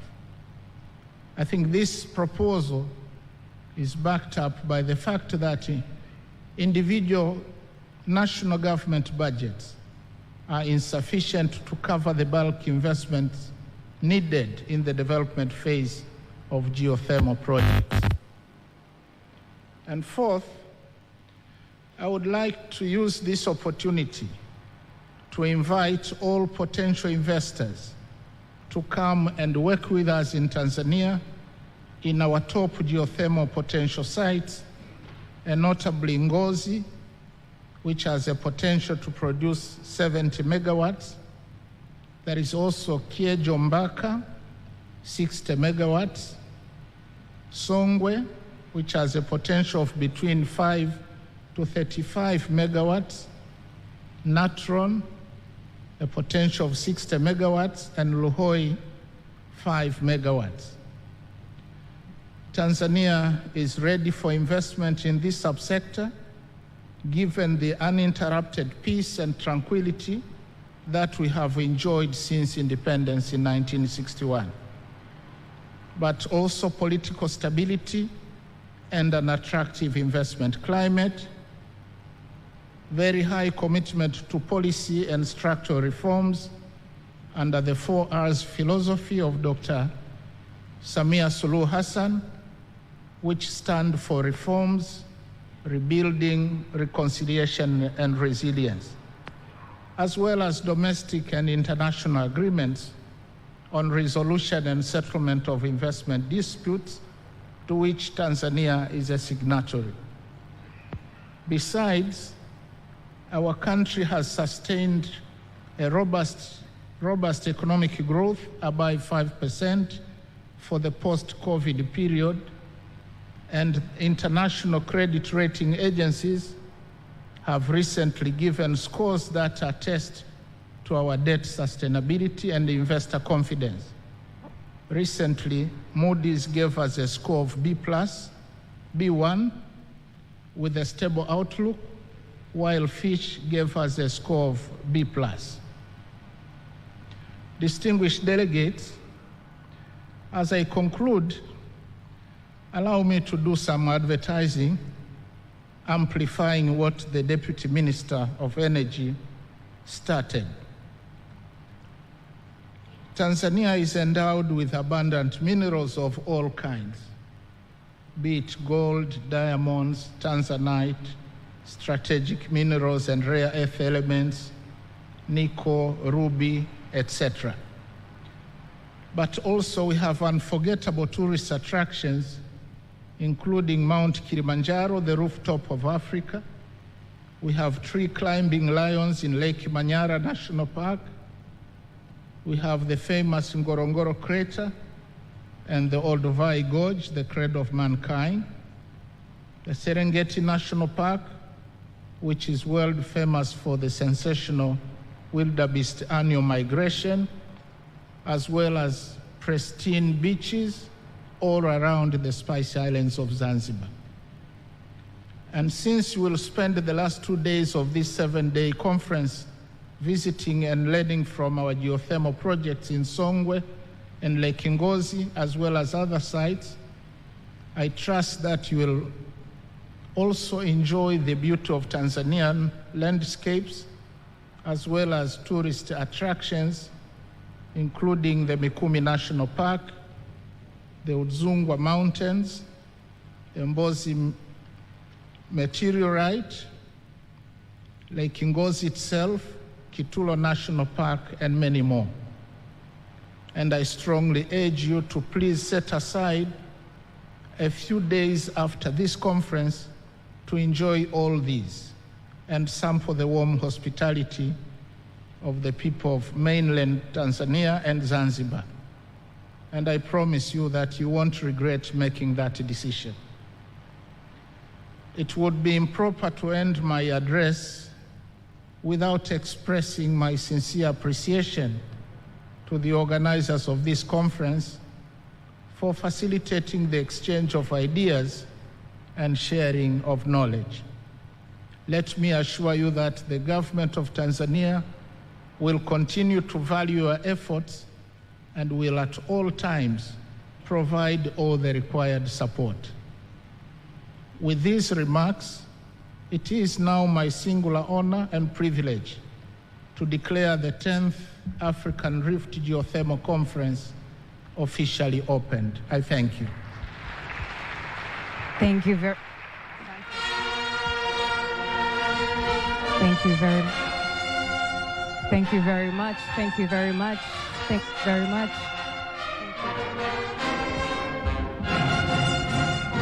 Thank you very much. Thank you. Hello, hello. Thank you very much. Asante sana. Mgeni rasmi. Asante sana. Asante sana. Asante sana mgeni rasmi. Asante sana mgeni rasmi. Mabibi na mabwana, makofi tena kwa Makamu wa Rais Dr. Philip Isdor Mpango. Makamu Rais, kwa heshima na taadhima, tungependa kumkaribisha kinara wa masuala ya geothermal Africa ili uweze kumpatia zawadi. Tuna zawadi mbili ambazo zimetayarishwa. Naomba nibadilishe lugha kidogo ile tuende naye kidogo. Ladies and gentlemen, we have two gifts that we have asked our guest of honor to hand over to a very distinguished person. Ladies and gentlemen, may I please ask Dr. Mesret Zemedun to the stage. Dr. Mesret Zemekun is the head of UNEP Southern Africa. We have heard from her before. She has had a really massive role in championing geothermal progression in Africa as a whole. From the 6 member countries in 2006 to right now, we have 13 countries as members of the ARGO. She has been a champion of the journey for the ARGO fraternity.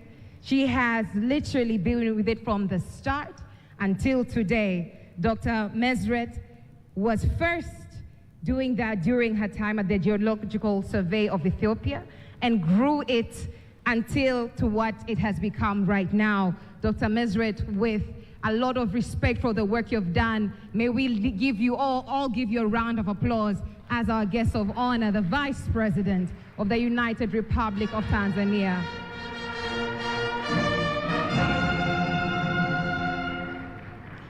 Recognizes your contribution. Honorable guest of honor, we have another gift we would like to bestow now to the United Nations Environment Program in its recognition for its role in championing growth of geothermal resources, exploration and development in the continent. And to receive this award or this plaque as well, we'd like to then also invite Dr. Mesret to receive it on behalf of UNEP. May you please say a few words? Yeah, thank you very much. This is all. I am really humbled by this gift, but it's a collective effort. It's not by myself. I can see the ARGO member states before even I joined UNEP. And after that, my organization, the United Nations Environment Program, and the team I have here, Moses and Ryan, the whole UNEP Africa office, and now I think for the last 2 years who supported this program, Ms. Rhoda Wakira. So I cannot really finish with all the support what I got, but I really thank you for this recognition. But this will be the beginning. I will commit myself to really support the Africa Geothermal Association, which is ahead of us. With permission, with your permission, I would like to really bring, we have the country office here in UNEP with Ms. Clara, Tanzania, and Ms. Rhoda, if they can really receive the UNEP's award with permission. Asante sana Mheshimiwa mgeni rasmi, kwa heshima na taadhima tungependa kumkaribisha the UNEP resident coordinator or the UNEP country representative Ms. Clara Makenya to the stage. Karibu sana kupokea kwa niaba ya UNEP in recognition kwa kutambua mchango wao kuendeleza mchakato wa joto ardhi Afrika kwa pamoja, lakini Tanzania sana sana. Karibuni sana, makofi kwao Dr. Clara pamoja na Mheshimiwa naibu na kuomba jukwani na Mheshimiwa Waziri wa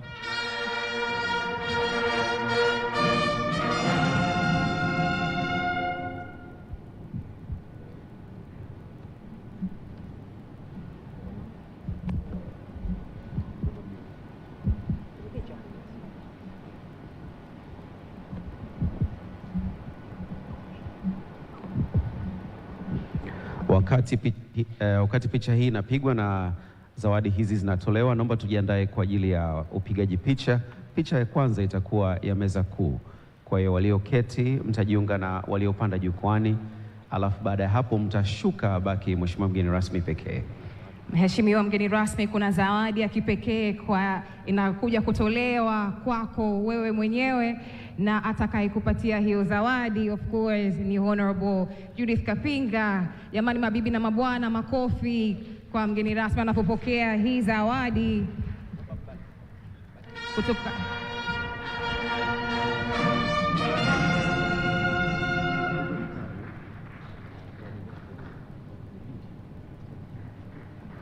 This is a map of the hot sites, the geothermal sites in Tanzania.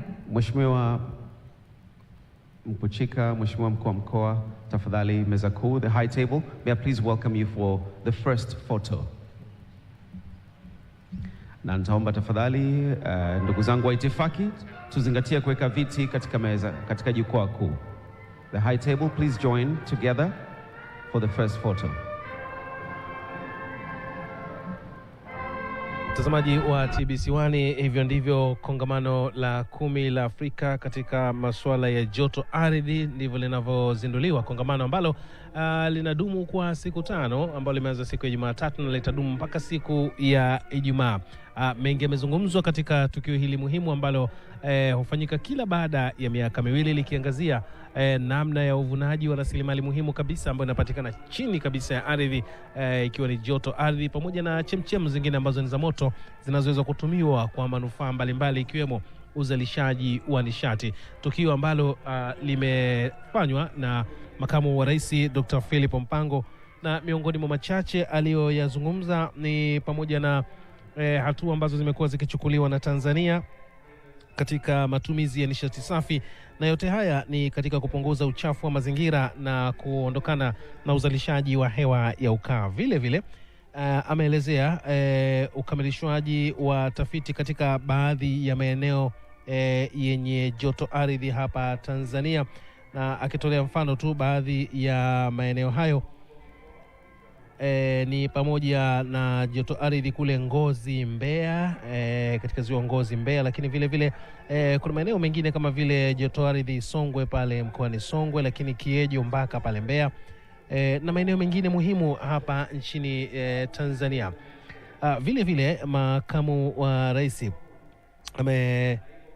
ameelezea kuhusiana na mafunzo kwa vijana wa Kitanzania katika sekta hii ya maeneo hili ambalo linaonekana bado ni jipya, na amewashukuru washirika wengine kwa kushirikiana na Tanzania katika kuhakikisha Watanzania pia wanapata elimu ya kutosha kuhusiana na masuala ya joto ardhi. Wadau kama vile JICA, Umoja wa Mataifa, nchi ya Iceland pamoja na wadau wengine. Vile vile ameelezea kuhusiana na umuhimu wa joto ardhi kwamba ni zaidi ya uzalishaji wa nishati, kwa sababu pia ni muhimu katika ukaushaji wa mazao na kuepuka upotevu wa mazao ambao hutokea mara baada ya mazao kuvunwa. Lakini akielekea ukingoni ametoa rai kwa baadhi ya mambo ikiwemo gharama kubwa katika sekta na uwekezaji katika sekta ya joto ardhi, na hivyo ametaka uwepo wa ushirikiano kwa nchi za Afrika katika suala la utafiti pamoja na uchimbaji. Lakini vile vile ametaka uwepo wa taasisi mahususi ambayo itasaidia kuunganisha sekta za umma na sekta binafsi katika kushiriki, kuwekeza, kufanya tafiti na hatimaye kuchimba joto ardhi kwa ajili ya matumizi ya nishati. Na pia ameomba ushiriki wa taasisi za kifedha katika kutoa mikopo ili kuendeleza sekta hii hususan katika utafiti. Pia amewakaribisha wadau pamoja na wawekezaji wote wengine ambao wangependa kuwekeza Tanzania katika sekta ya joto ardhi ili waweze kuwekeza, kwa sababu Tanzania ni eneo salama kwa uwekezaji wao, pakiwepo na uthabiti wa kisiasa pamoja na uhakika wa uwekezaji huo katika fedha zao ambazo Watanzania ama wawekezaji hao watawekeza. Na mtazamaji, ni picha za kumbukumbu hivi sasa ni tukio ndilo linaloendelea la baadhi ya viongozi na wadau mbalimbali ambao wameshiriki katika tukio hili. Hapa nchini Tanzania kuna kampuni mahususi ambao hujihusisha na ufanyaji wa tafiti pamoja na kuchimba, na hii ni kampuni ya uendelezaji joto ardhi Tanzania ama TGDC, ambayo ni kampuni tanzo ya shirika la umeme Tanzania iliyoanzishwa mwezi Disemba mwaka 2013 kwa lengo la kuchochea maendeleo ya rasilimali za joto ardhi, na ilianza kazi Julai mwaka 2014. Na imeripotiwa ama kutajwa kwamba Tanzania ni miongoni mwa nchi ambazo zimepitiwa na bonde la ufa la Afrika Mashariki ambalo lina kiasi kikubwa cha joto ardhi, na kiasi hicho kinakadiriwa kufikia megawati 5,000. Hata hivyo bado hazijaendelezwa kwa matumizi ya kibiashara, mbali ya matumizi madogo madogo. Lakini vile vile maeneo mengine ya joto ardhi yametajwa kuwa na viashiria vya joto ardhi, hususan katika chemchem za maji moto, na kampuni hii ilianzishwa mahususi kabisa na serikali ili kuwezesha joto ardhi kutumika kuongeza wigo wa nishati kwenye gridi ya taifa na kuzalisha joto kwa matumizi ya binadamu pamoja na viwanda mbalimbali. Na miongoni mwa hatua ambazo tayari zimekwisha pigwa ama kufanikiwa hapa nchini ni pamoja na kufanya tafiti katika miradi ya kipaumbele, matumizi ya moja kwa moja, uchunguzi pamoja na ubunifu na utengenezaji wa mazingira wezeshi ikiwemo ya kiutendaji, kisheria na hata udhibiti katika kujenga uwezo wa wataalamu wa ndani na ununuzi wa vitendea kazi. Hayo ni baadhi ya mambo ambayo tayari yamekwisha anza kutekelezwa nchini Tanzania katika kuhakikisha inashiriki katika uvunaji wa joto ardhi kwa ajili ya matumizi mbalimbali. Vile vile ni kwamba Tanzania imekwisha nunua mtambo wa kuchoronga visima utakaoongeza kiasi cha uchorongaji wa visima vya tafiti, lakini vile vile uchorongaji katika mradi wa joto ardhi wa Ngozi kule Mbeya ambao umepangwa kuanza kwa mwaka wa fedha 2024-2025 ukifuatiwa na Songwe na Kiejo Mbaka. Hayo ni baadhi tu ya mambo ambayo yamewekewa kipaumbele na serikali katika kuhakikisha nayo haiko nyuma katika kufanikisha uvunaji wa joto ardhi. Vile vile miradi ya kipaumbele nayo imekwisha anza kufanyiwa kazi. Kuna baadhi ya miradi ya kipaumbele ambayo ilichaguliwa kuendelezwa kwa haraka, ikiwa ni pamoja na Ngozi, Songwe, Kiejo Mbaka, Luhoi pamoja na Marathon, na hii ilikuwa inatakiwa izalishe wala kufikia megawati 200 ili hatimaye Tanzania ianze kuvuna nishati hiyo muhimu ama rasilimali hiyo muhimu ya joto ardhi kwa ajili ya matumizi na uendelevu wa shughuli zingine. Mtazamaji, hivi sasa kinachoendelea ni upigwaji wa picha za kumbukumbu kwa baadhi ya wadau mbalimbali walioshiriki katika tukio hili, wakiwemo viongozi waandamizi kutoka Wizara ya Nishati, lakini vile vile mkoa wa Dar es Salaam pamoja na wadau wengine wanaohusika na masuala ya nishati.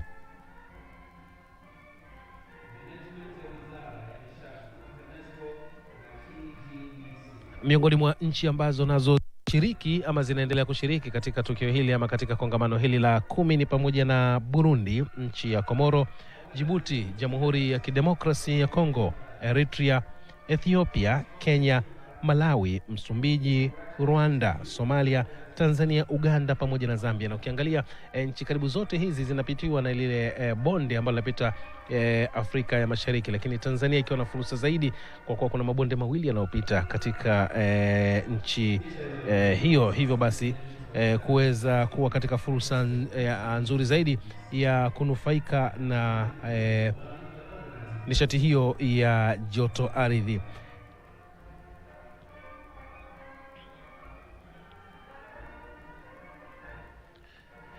Joto ardhi, mtazamaji, nachukuliwa kuwa ni moja ya vyanzo muhimu kabisa vya nishati safi na vya kuaminika, na ndiyo maana imekuwa ikitajwa kuwa ni endelevu na iliyo rafiki kabisa wa mazingira, na pengine ndiyo maana jitihada zinafanyika za kuhakikisha kwamba kuna uvunaji wa rasilimali hiyo ili iweze kutumika kwa ajili ya maendeleo mbalimbali.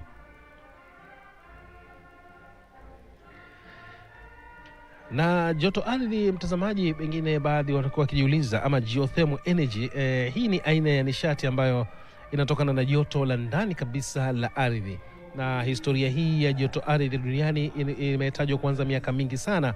Hata hivyo, maendeleo yake ya kiteknolojia yameripotiwa kwa haraka zaidi katika karne za 20 na 21. Na kwa nchi kama vile Iceland ni maarufu sana kwa joto ardhi kwa maana ya chemchemu za maji moto, na ilianza kutumia joto ardhi kwa upana zaidi kwa ajili ya kupasha majengo joto, hususan nyakati za baridi.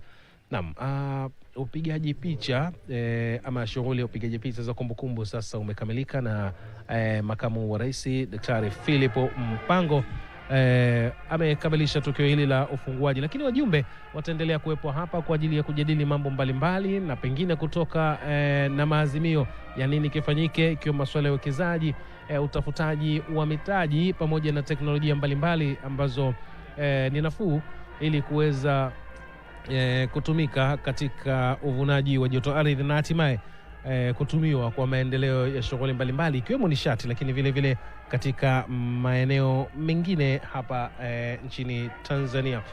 Na sasa makamu wa rais akisalimiana na baadhi ya watu na hatimaye kuruhusiwa kuendelea na shughuli zake za kawaida.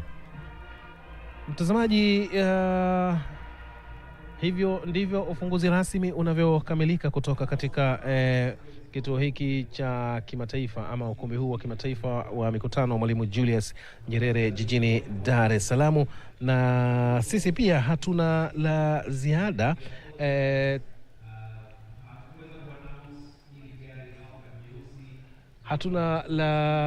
ziada kutoka hapa hivi sasa. Kinachoendelea ni ratiba ambayo inatajwa kwa ajili ya kuendelea majadiliano pamoja na mambo mengine. Kwa niaba ya wote walioshiriki katika kufanikisha matangazo haya, kwa upande wa picha ilikuwa ni Emmanuel Kiwelo, Furaha Eliabu pamoja na Dickson Donatus, bila kusahau Esther Kiondo, na mafundi mitambo ilikuwa ni Janet Stefano pamoja na Namwai Mbuji. Kwa upande wa sauti ilikuwa ni Deusi Masialuka, na upande mwingine wa fundi mitambo ilikuwa ni Mwita Machera. Changanya picha ilikuwa ni Masanja Mayanzi pamoja na Josephine John, na upande wa mitandao ya kijamii ilikuwa ni Lilian Balaguzi pamoja na Masanga Mtiro. Kwa waandishi wa habari Idris Abubakari pamoja na Faidha Ngaga, na dereva alikuwa ni Jafari Ibrahim. Waongozaji na wasimamizi wa matangazo haya Chacha Sinda pamoja na Alice Shayo na Lusungu. Mimi naitwa Paul Alphonse, na moja kwa moja nirejeshe matangazo haya katika studio zetu Mikocheni jijini Dar es Salaam. Na asante Paul Alphonse pamoja na jopo zima mlofanikisha ufunguzi wa kongamano la 10 la joto ardhi, kwa maana ya kumpasha mtazamaji kile ambacho kimeweza kujiri kwa siku ya leo. Nasi tunayapokea matangazo hayo na kuendelea na vipindi vinavyofuata kutoka hapa TBC1.